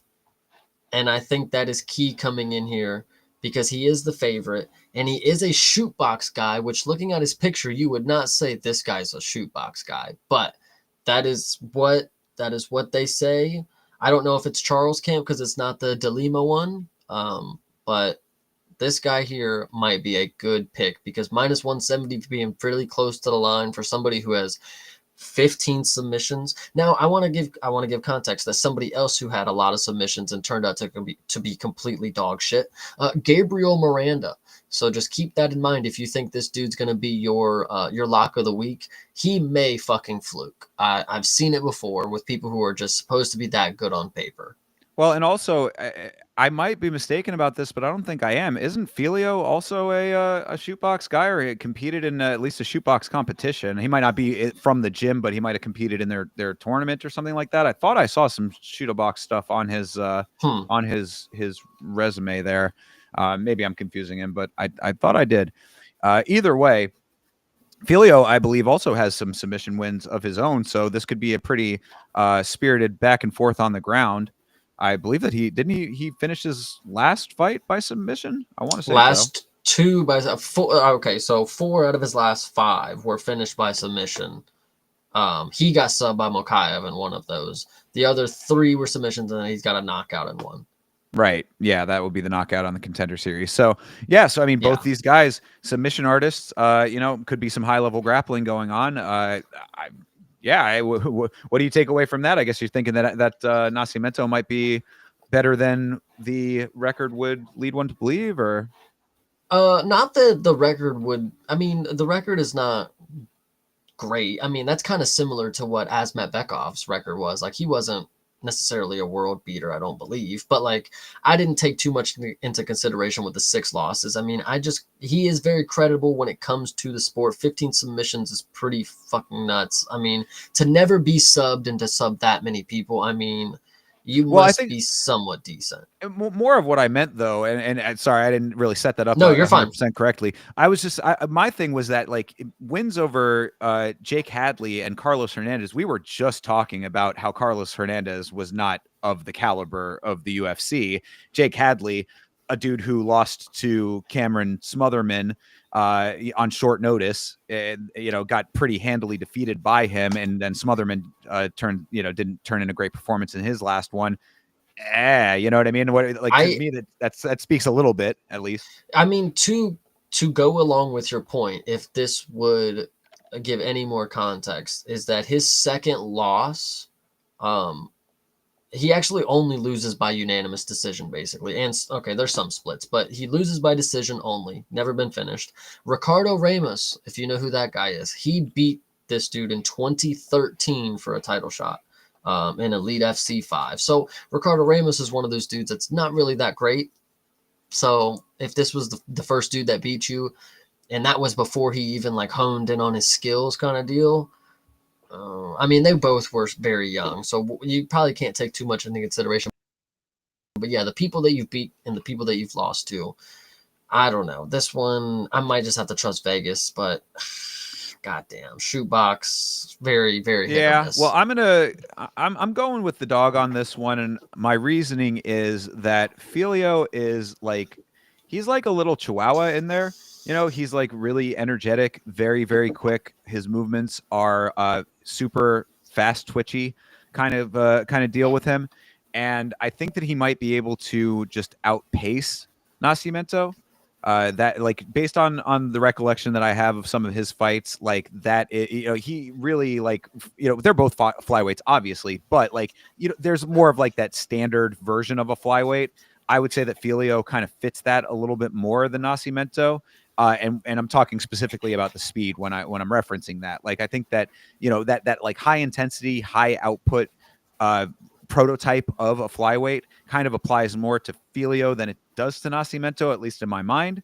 So for that reason, I think that maybe Filio is just going to be able to catch him and be a little bit quicker, even if it is on the ground. It's like, all of those small motions that we talk about when it comes to the grappling add up really quickly. And if Filio is able to enact a chain of events quicker than Nascimento can keep up with it in his mind, in real time in his mind, then I think that there might be potential for Filio to pull off the submission here. This one will be really fun, I think. Featured prelim bout. It may not be horrible because it is the flyweights. Like I said, I've always said this. These guys come the standard with every facet of the game. But considering these guys are good grapplers, I think this will be a lot of scrambles and a lot of them throwing each other up in the air like ballerinas. Yeah, it could very well be that. I would just say that the speed is going to be the deciding factor, at least in my mind. And as you said, Nascimento not been submitted yet. This could be the time that he meets his first one of those. That's where my head's at, anyway. We will see. We will see. You're Yeah, gonna, I agree. This one will be interesting. Actually, also, I don't. Did we even say who we're all taking in the last fight? Caitlin Vieira and Macy Chiasson. Did you make a? We're taking Macy. Okay, I just want to make sure we were both on the same page there. But you're taking Nascimento in this one. I'm gonna take Nascimento. All right, I'm gonna go with Filio on this one. Give some love to the dog, and that takes us into the main card here. Our 4-fight main card. For real. So Zachary Reese versus Dushko Todorovic. I did not do the breakdown for this one, but Zachary Reese is Zachary Reese is 8-2. Todorovic is 12-5. What can you give me the last 5 for Reese, and I'll do the last 5 for Todorovic here. Yeah, so Zach Reese, I mean, the last 5 is not necessarily all you need to look at. I mean, actually, okay, he did actually fight a couple more times since the first thing I was going to bring up. The first thing that you need to note about Zachary Reese is that he was one of 2 slam knockouts on the night last year. Cody Brundage slammed his head into the mat and knocked him out. This was the first instance where you should note Zachary Reese may not be the smartest fighter. Okay. Then he comes back. He gets a knockout against Julian Marquez, excuse me, which is, I mean, Julian Marquez is a punching bag. So finishing him is not really the craziest thing in the world. Then you go up against Jose Medina. We know this guy to be a punching bag, but he doesn't finish him, which is pretty sad knowing that Medina can be finished now that we see. At the time, he wasn't somebody who could be finished, so it wasn't that big of a thing. But now that we know for sure he can be flatlined, this was a stain here. Then you come into the matchup with Asmat Bekov. This is a short notice bout for Bekov. He's coming in from another promotion, a two division champion, I believe it was. And there was not much hype coming in for this guy because when people come into the organization from other promotions and they've been dominating, there's always a little slight to their name. Like, are they good enough to compete with the mid level talent? Zachary Reese is one of these dudes. He gets a lot of finishes. If he's going to fight, he's going to finish. So I thought this was going to be a good opportunity for a short notice opponent to come in and get stomped out by Zachary Reese. Zach Reese gets taken down almost immediately and flatlined from the ground and pound in round one. Now, what I have outlined, would this give you more or less hope going into this fight? Probably less. But in my book here, I think Zachary Reese will go ahead and finish Mr. Todorovic. All right. Well, I mean, you saw I had all of Zachary Reese's record up there for a second. I'll just run through it very quickly here.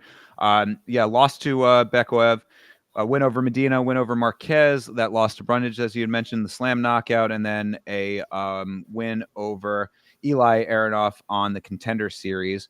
And on Todorovic's side, he is coming off of two losses, one to Malik Abdul Malik, Mansour, excuse me, Mansour Abdul Malik, and then one to Chris Duncan.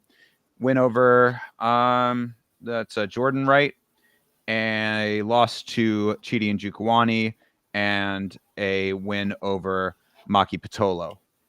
So all of that being said, I mean, so you're thinking that you said that Reese is going to be able to finish Todorovic. That's the assessment. Well, if you look at the people that Dusko has been up against, he's a finish or be finished type of dude. So he's going to go in there and slug. Zachary Reese is one of these guys that is just a freak athlete. Like, I mean, look at that. He's 6'4". He's got length. He's got the athleticism. He just doesn't have necessarily the wits when it comes to this. But I think this is going to be an old school slugfest. This dude's just going to stand in front of you and get beat on. That's what he does. Mansour doesn't do anything special, just throws fucking meaty hooks. Christian Leroy Duncan does do things special, but he's also just beating you to a pulp. He's not grappling with you. He's not changing anything up. You're standing in front of each other and you're going to see who's going to, throw hands. Chidi and Jakwani is another example. He's just going to clinch you up, bust you with elbows, get into your personal space and make it ugly. Zachary Reese is not necessarily like any of those, but he does have the finishing ability that is replicant of some of those. Like, he can go out here and put on a performance that can finish people. He's a good striker. He's good off his back when he's not getting flatlined by Asmat Bekov and thrown on his head by Cody Brundage. But hopefully we don't need to see that happen. I'm hoping Zachary Reese gets a finish in this fight because Zachary Reese, the Savage, could be one of these guys to look out for if he finally strings it together. But Cody Brundage lost. Well, and that would, I think that the counter kind of piggybacks off of one of the things you said in there, and just that I think both of these guys are kind of like lacking in fight IQ to an extent. You know what I mean? I think that there's a reason that Todorovic is like a killer be killed kind of guy. It's because I think he's a little bit too wild for his own good. Sometimes it works out in his favor. Sometimes it doesn't. Reese ends up in situations that he probably shouldn't let himself get into. That goes unfavorably for him. If it's going to just be hands versus hands, this could be a lot more even than the odds are making it out to be. Of course, Reese is a heavy favorite in this one as a minus 260. Todorovic is a plus 210.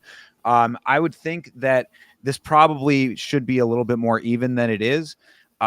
If the technicality can come through on either side, then that might be the big decision maker. Can anybody evolve in this sport, really? Like, that's I feel like we have these preconceived notions of these, not preconceived, no, we have these notions of these fighters based on what we have seen from them, and it's like there are more facets that you can apply to the base that you've created for yourself. Can either of these guys do that? It would be nice to think that they could. I think that of the two, Reese probably has the better foundation to be able to do that.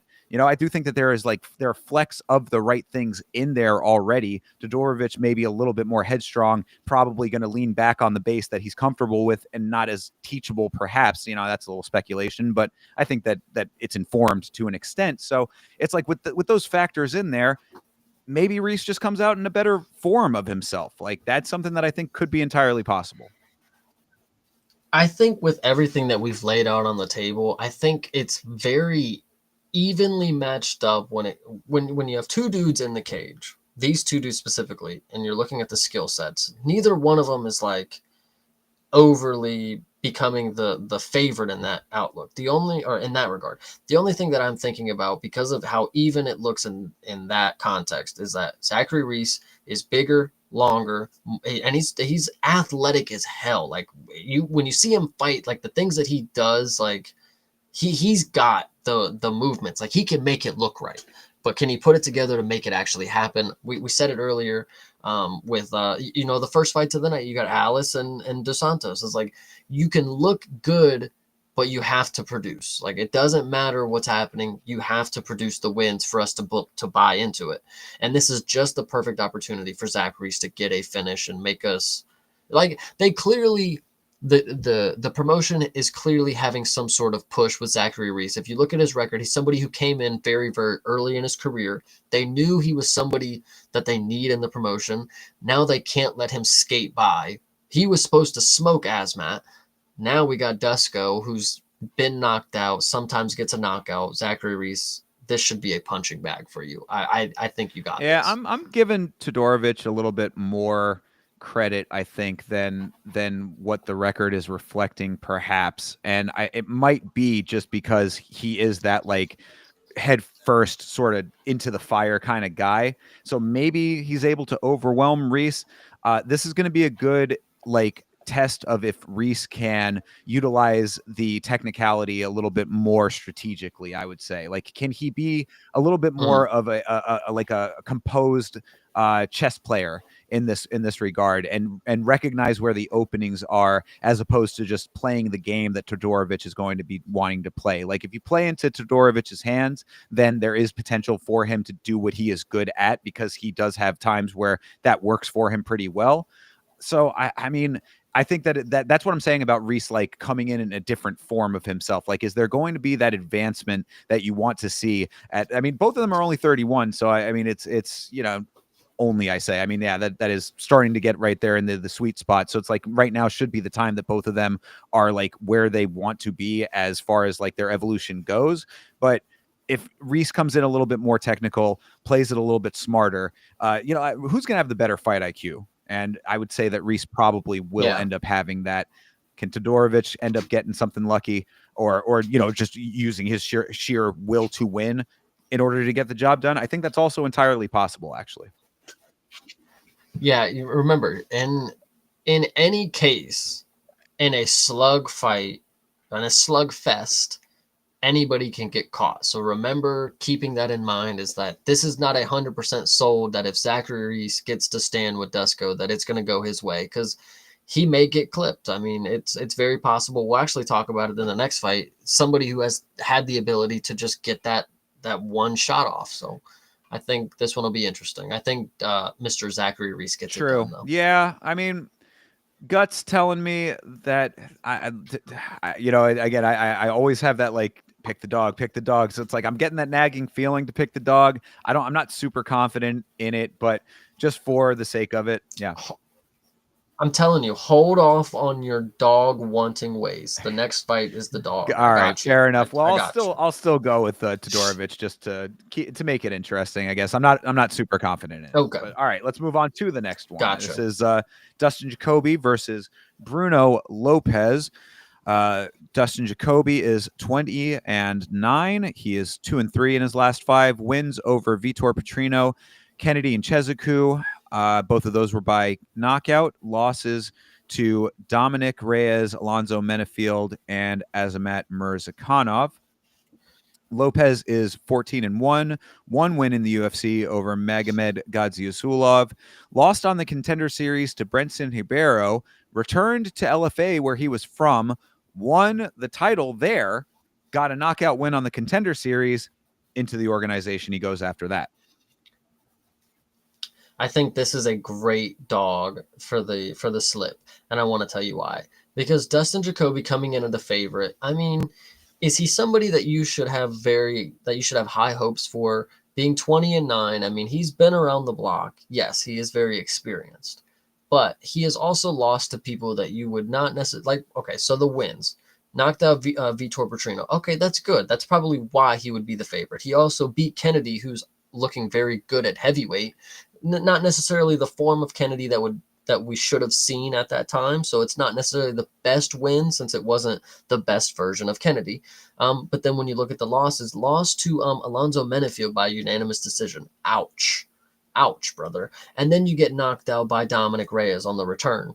I think in that moment, I mean, now we're seeing Dominic Reyes on like a resurgence, but in that moment, Dustin Jacoby should not have been the person that starts that reignition to like this is somebody who's coming off of like retirement basically, and you were the one that he got his entry back into the limelight with. So I think Dustin Jacoby has lost in ways that he shouldn't have, and the wins don't necessarily give me. I could still figure out ways to make him seem not as impressive.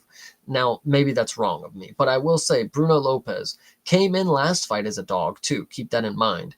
Gadjo Zulov was undefeated at the time, and he was supposed to point our boy Bruno Lopez to decision. And if I am correct in my memory, Bruno Lopez said, fuck that. We are going to grapple and wrestle against the cage the entire time. He did not let the opportunity pass him to steal a dub against somebody who he knew wanted to play his game. And yes, Bruno Lopez had a lot of flack for the performance, for it being boring and him not doing anything. And yes, but he had the game plan to win that night.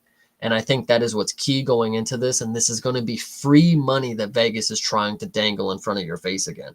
He could come in here and put on a performance that makes you say, fuck, Dustin Jacoby was just not as good as I thought he was once he knocked out Vitor Petrino. Like, I don't know. I could just see Bruno Lopez doing exactly what he did with Gadjo Zulov. Not in the sense that he's going to wrestle him and hold him, but he's going to pull out the game plan that you don't want to see, but that's going to win.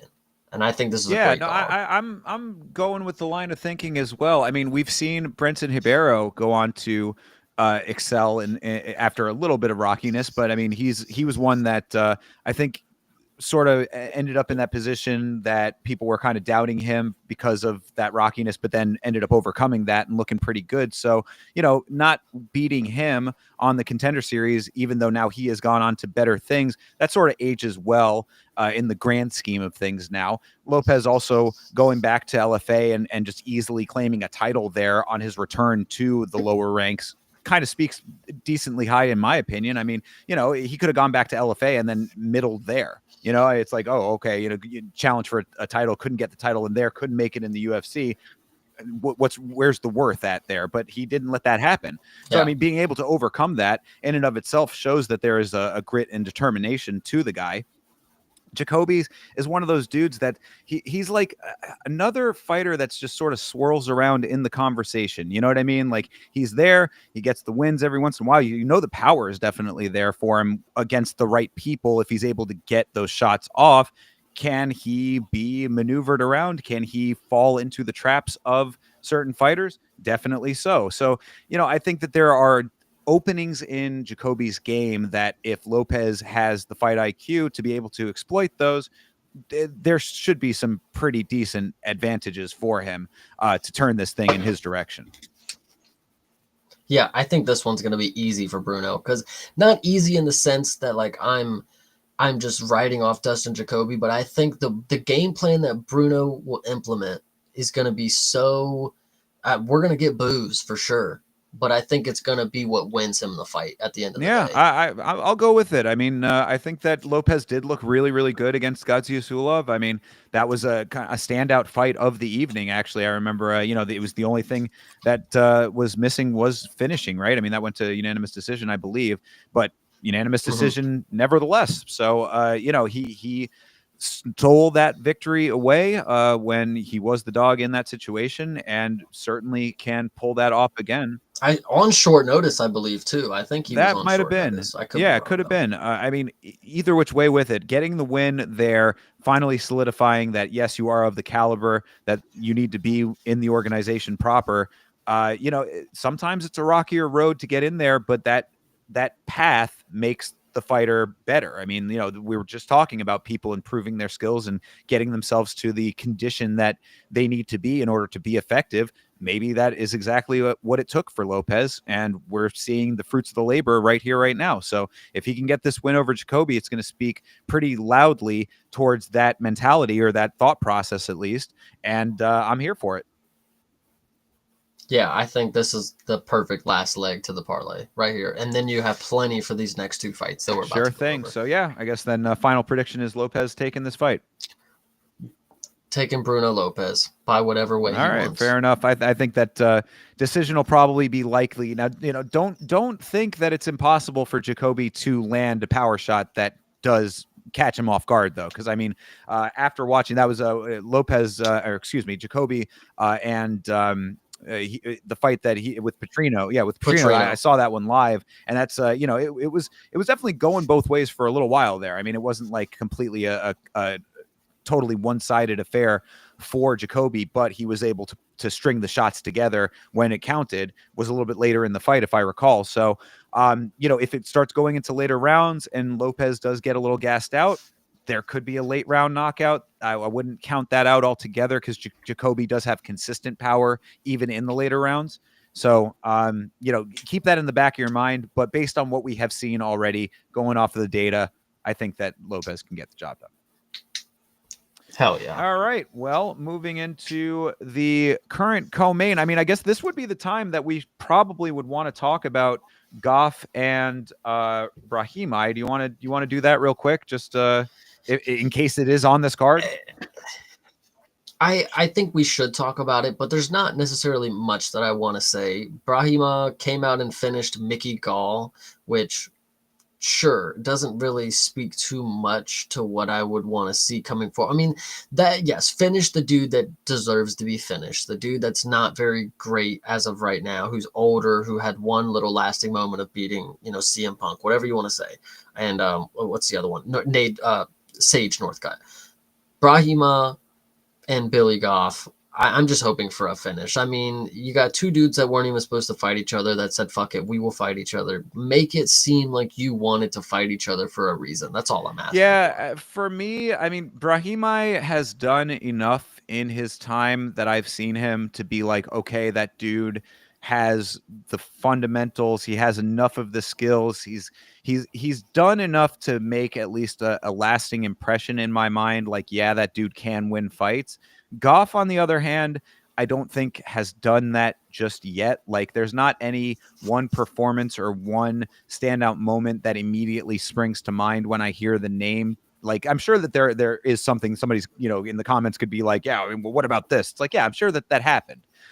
It's what I retain, and make it something that will be indelible in my memory, and then the conversation changes a whole lot. So that's what I'm hoping for in this fight, is that somebody pulls off something that makes me say, okay, one of these guys has now graduated to a class where they are not forgettable in the slightest, The same intensity that Brahima had after he finished Mickey Gall, I want to see him start the fight with that exact same energy, because I think he does have, when he won that fight, you could see the intensity coming off him. Like this was the moment that he wanted the most right now, and I want to hope that they come into this fight and they finish each other. I don't care how it happens. I don't care who does it. I would just hope you guys show that you wanted this fight to happen for a reason. Same. So yeah, I mean, at least based on the evidence that I have already, I think that Brahimai is the dog. I want to say in that fight, could be another good dog there. Uh, my gut again, it just again strictly off of what I have at least in the memory bank. I'll go with Brahimai. I agree. I'm going with All him as right, well. so back to the card that we know to exist and the fights that we know to exist. Mateusz Gamrot versus Ludovic Klein, your co-main event here. Gamrot is 24-3, 3-2 in his last 5, wins over Rafael dos Anjos, Rafael Fiziev, and Jalen Turner. Losses to Dan Hooker and Beneil Dariush. Klein is 23-4, 4-0-1 in his last 5 due to a draw with Jai Herbert. His wins are over Roosevelt Roberts, Thiago Moises, AJ Cunningham, and Ignacio Bahamundes. That obviously ages pretty well. I still like, okay, so let me start out by saying that Gamrot, when you look at his record, especially the last 5, it is hard to build a story based on that, because when you look at his wins, Rafael Fiziev got injured.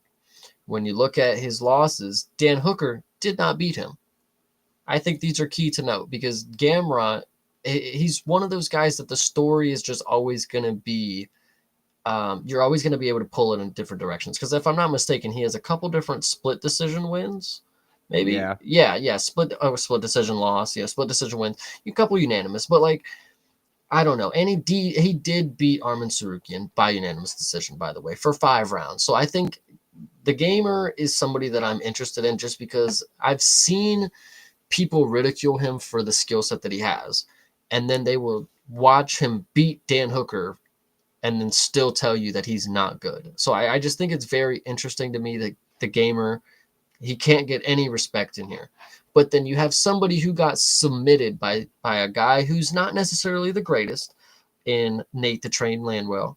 I think it is just very interesting to note that Ludovic Klein could get finished by somebody who's meme material, and then Gamrot, who's somebody who's certified like top contender, just can't even catch a break. Like, he's just, there's no opportunity for him in the public's eye.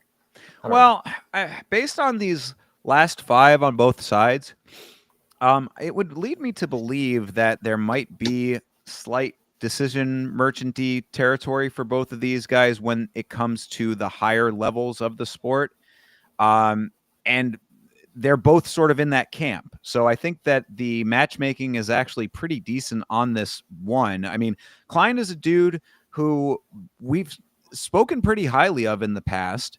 He's gotten some good wins. Obviously, on a 4-fight win streak. That all the Jai Herbert draw was before all of those wins. So, I mean, he is riding a pretty good wave right now. And again, a win over Ignacio Bahamundes does speak pretty highly, considering how good he has looked lately.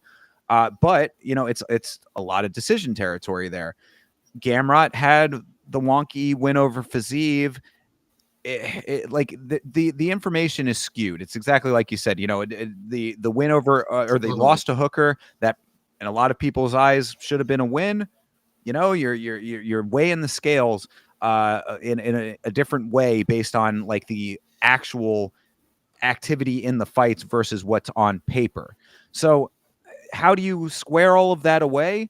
I mean, Gamrot has fought some pretty high level talent to go to all of those decisions, to have all of that wonkiness happen. So one way or another, at least he's been in there with dudes who are at the top of the heap, or at least closer to the top than Klein has. Will the experience be the thing that can trump it? Will it the power? And I remember, because I remember during our conversation about the Hooker fight with Gamrot, I had said that I liked that he had power, and you were like, oh, I think that's the one thing that he's lacking. And I think what I was getting at there with him is that he has muscle around power. Like, he doesn't necessarily have power in his hands, but he has the ability to control where you are in positionally speaking. Like, I mean, like, he will get you to the cage if he wants you on the cage. He'll get you to the ground if he wants you on the ground. Will Klein be able to overcome that? I think is going to be a big, big question here, because Gamrot does throw his weight around effectively. I think what is also to note is that Gamrot, like we said, he's been around here. He's beat the guys who are still at the top of the division, and he's went distances with these guys. It's not like he's never had a 5-round fight. I know this isn't a 5-round fight. It's only 3, and maybe that'll be his detriment, is that he gets going a little slower. But in my opinion, he did the exact right thing against Dan Hooker. He won that fight, in my opinion. So I have no reason to believe that he won't come out the gates just as hot that he did against Dan Hooker. And I think another reason why Gamrot, when you look at the people that he's faced compared to the people that Ludovic has faced, these are people who are maybe still upcoming or fucking people like Roosevelt Roberts. So Gamrot actually is beating people that have name value to them, people that are still around making themselves relevant. I'm trying to like Fazeev, that was somebody who he beat at the time and is still like on his way up, but then he beats Arman at the time as somebody who's at the top. I don't know. Dan Hooker is still at the top. Ludovic Klein is beating people who are just stepping stone type of material. This is his real true test at the top of the division. And I think Gamrot has just had way too many of those tests. And I think he'll be fine. Nothing he hasn't seen before. I would agree. I mean, I think that, and of course, Gamrot is the favorite in this fight as a minus 175. Klein is a plus 145. So close-ish line there. But I think that Gamrot, the experience will trump anything that Klein is going to be bringing to the table, I would suspect, based on the fact that both these guys do generally go into the later rounds at the very least. I would probably, if you're going for the betting perspective, I would probably just take this thing to not finish inside of the distance. I think that this fight will go the distance. But that being said, yeah, I think that Gamrot getting a unanimous decision or possibly a split, but I mean, because Klein's not, Klein's good. I mean, like, I don't want to like really try to take away from the fact that he is like a pretty like well-rounded fighter, is good instincts as well. I mean, like, he knows what to do, when to do it. But I just think that the abilities of Gamrot are also like that, but a little bit better. So yeah, I think that Gamrot by decision is the right way to go. I agree. I'm going with the gamer, guys. There you go. All right, fair enough. And to round this thing out, our main event, Erin Blanchfield versus Macy Barber. Blanchfield is 13-2, 4-1 in her last 5. Wins over Rose Namajunas, Tyla Santos, Jessica Andrade, and Molly McCann. Her loss was to Manon Fiorot, who, of course, just challenged for the belt. Macy Barber is 5-0 in her last 5. Wins over Caitlin Serminara, or Caitlin Chikakian, Amanda Hebos, Andrea Lee, Jessica I, and Montana De La Rosa. That De La Rosa win was quite a long time ago. Barber has some long stretches of inactivity, even though she is still relatively young. So factor that in however you will. She has been off for quite a long while coming into this fight. I agree that Macy is not the most active person, and that may be to her detriment coming into this. I originally, like, off the bat, I said, okay, this matchup here, I take Erin. Like, I think Erin should have the grappling to back up. I mean, she's decent enough on the feet that it'll be close, but the grappling is where she should shine. And then I looked into Erin Blanchfield's record, and I found out something very interesting. In her fourth pro MMA fight, she lost to Tracy Cortez. And I think that is very interesting to note because Tracy Cortez is not necessarily the greatest. We know her to be a little more mid than she is fantastic. So I think that is questionable on Erin's side. If you lose to Tracy Cortez, it was split, could have went either way. But in Erin's case, for what I thought of her to be, I figured Tracy Cortez probably would not have been somebody that would take you 3 rounds to decision. That's just my opinion.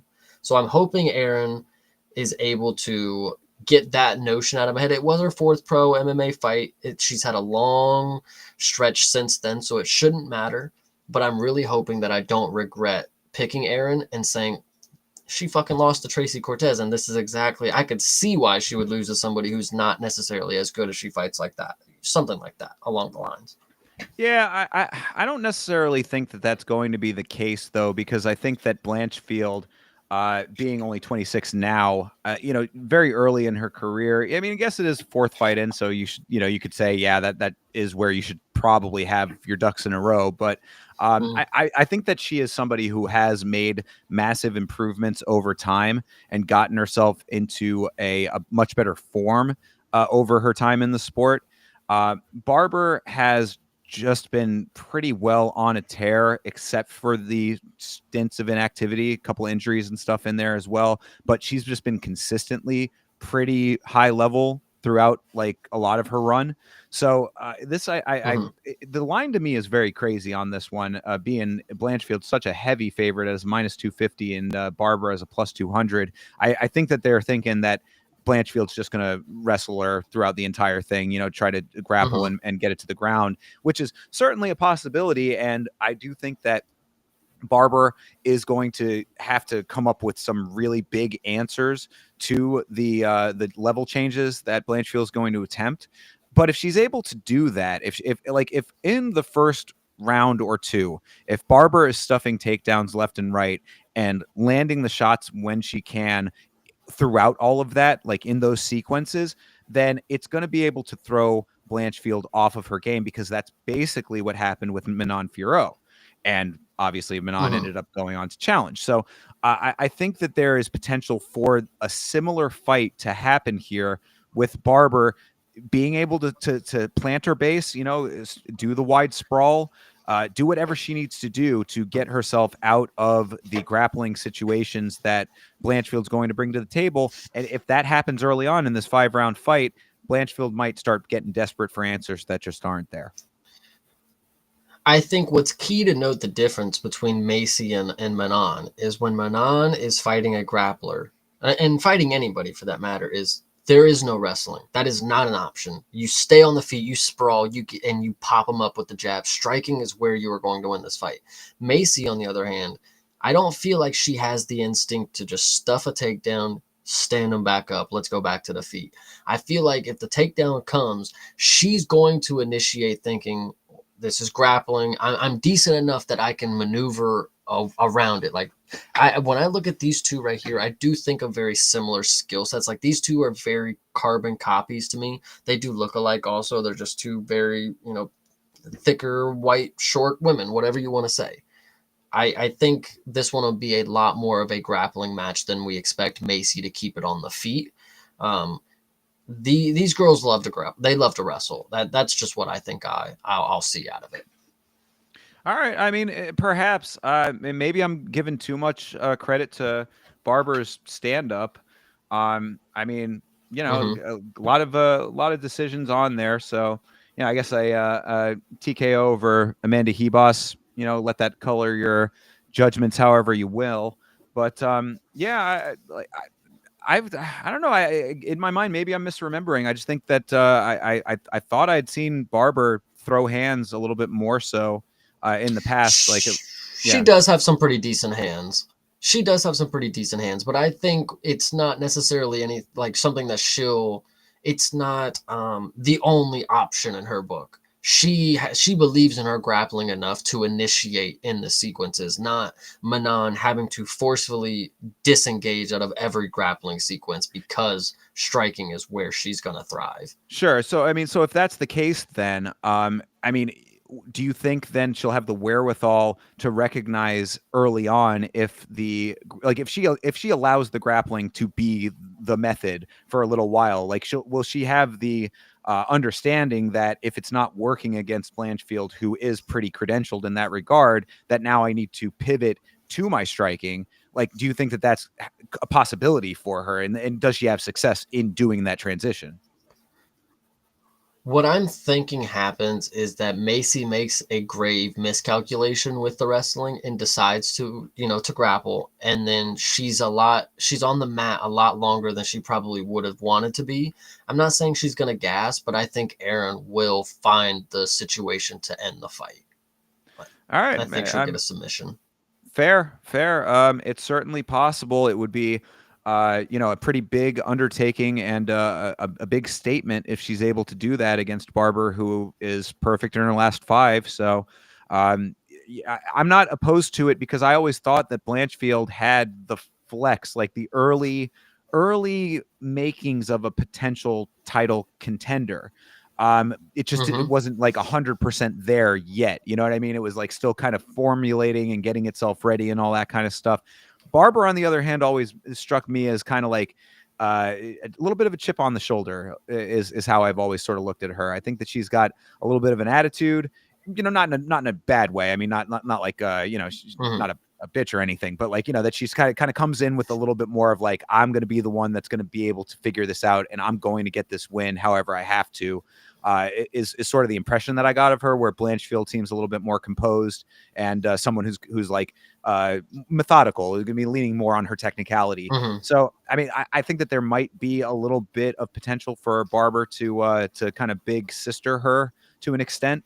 But if Blanchfield can just stay the course and make that wrestling count, get her to the ground, and let the grappling speak for itself, then there is potential for her to get a submission. I'm still, again, the gut is telling me to go with Barber for whatever the reason may be. Whether it's the thought that the hands might be there more than I was anticipating or more than I'm remembering. I could be misremembering certain facts about her. I'll fully admit that, but I just think that there's the record speaks volumes, and that Blanchfield was able to get maneuvered by Furo also kind of sticks out in my mind. I don't know. Maybe that's not the right way to think about it. Right. No, I hear you. Yeah, I think this one will be very interesting. I know people want to talk about this being the main event of the card, but it should be decent. It should be fine. Not too satisfied with this as a main event. No, this one should be fine. This one will be okay. I think. I mean, if all else, we're going to get 5 rounds of women wrestling with each other, so I don't think I could be mad at it. Yeah, worst ways to spend a Saturday night for sure. All right, well, I mean, and that will close us out as far as UFC Fight Night Blanchfield versus Barber goes. A little bit sleepy on the chat side today, so I mean, we were going to do a Q&A, but not too much doing there. Anything else you wanted to talk about today, Chase? No, I mean tomorrow. I know tomorrow you said you're going to be doing a watch along with the fights that were happening over the weekend, you and Vitz. So I'm excited to hear what you guys got to say on that. Make sure that everybody is going ahead and getting to the channel to watch that tomorrow. Yeah, I appreciate you mentioning that. Yeah, so if you're curious about how the commentary went with myself and the Vitz King at Real Cage Fighting in Tampa Bay, you are more than welcome to come on to the channel tomorrow to see a full rewatch of the event. I promise, even if you are not enjoying the commentary, you'll certainly enjoy the fights, and vice versa. I would say, there's definitely something for everybody there, because it was a very good card, in my opinion, and we had a lot of fun on the commentary. So we haven't fully locked in exactly what the plan is for that just yet, because it is a 4-hour event. So I don't know if we're going to be doing all of it or if we're going to be selectively jumping around a little bit. We'll play that one by ear. I'll talk to the Vitz King tomorrow and see what we want to do. But sometime tomorrow evening, keep your eyes peeled for your notifications, because we will be live going over some of that and playing some of the footage for you so you can see how that all went. There's one last thing that I wanted to note, and I don't want this to ruin your Tuesday night plans, but the first episode of Tough airs tomorrow. Oh, So God, does it that really? well. Oh, Jesus. Oh, man. I didn't know that until earlier. I know. Oh, so I'm going to that have to figure certainly out does when I'm change going to do things. the rewatch of those ones. So yeah. Oh, man. All right. Well, that actually throws a pretty big wrench into things, because I did want to do some Tough watching. Oh, man. Thanks for reminding me about that. For everybody, Audible, Audible on the play. yeah. Yeah, we'll have to see what we're going to do for that then. So you're not doing it live? You're not going to be watching live? I will not be doing it live. We'll be at work. I may come home and watch it, or I may do it the following morning. Not too sure. Not too sure. Excuse me. All right. We might. Let me see what's going to happen with that. Just keep your eyes on the channel, because I'll talk to Vitz and see what we can do about the rewatch. But I was possibly trying to do do the watch alongs of Tough this go around at the very least. Chase and I'm sure will be talking about it on the show for recaps and things like that. So keep an eye on both channels to see the coverage that we'll be doing of Tough, and we'll have more information for you tomorrow on all of that. Hell yeah. All right. In the meantime, you can find me at youtube.com/@YamaShow. Yama Show on Instagram and on Twitter. And Chase, I know you can tell them where they can find you for all your stuff. everybody, you can find me on youtube.com/@cpsmalls, and you will find predictions for every UFC card that is upcoming, excluding maybe this one. Just kidding. And then we will also be playing around on Twitter, having fun with everybody on x.com/creativepartin, PARTIN. Make sure you follow my boy. New video is out on the Yama channel right now about Chael Sonnen and the hallway incident. That's been doing pretty well. Give that one a watch and a like if you enjoy it. And of course, we will both be live for our watch alongs on Saturday as well. So one way or another, on Yama, we'll be back tomorrow, whether it's for Tough or for the rewatch of the Real Cage Fighting event. So we'll see you then. And either way, in the meantime, everybody, fight on.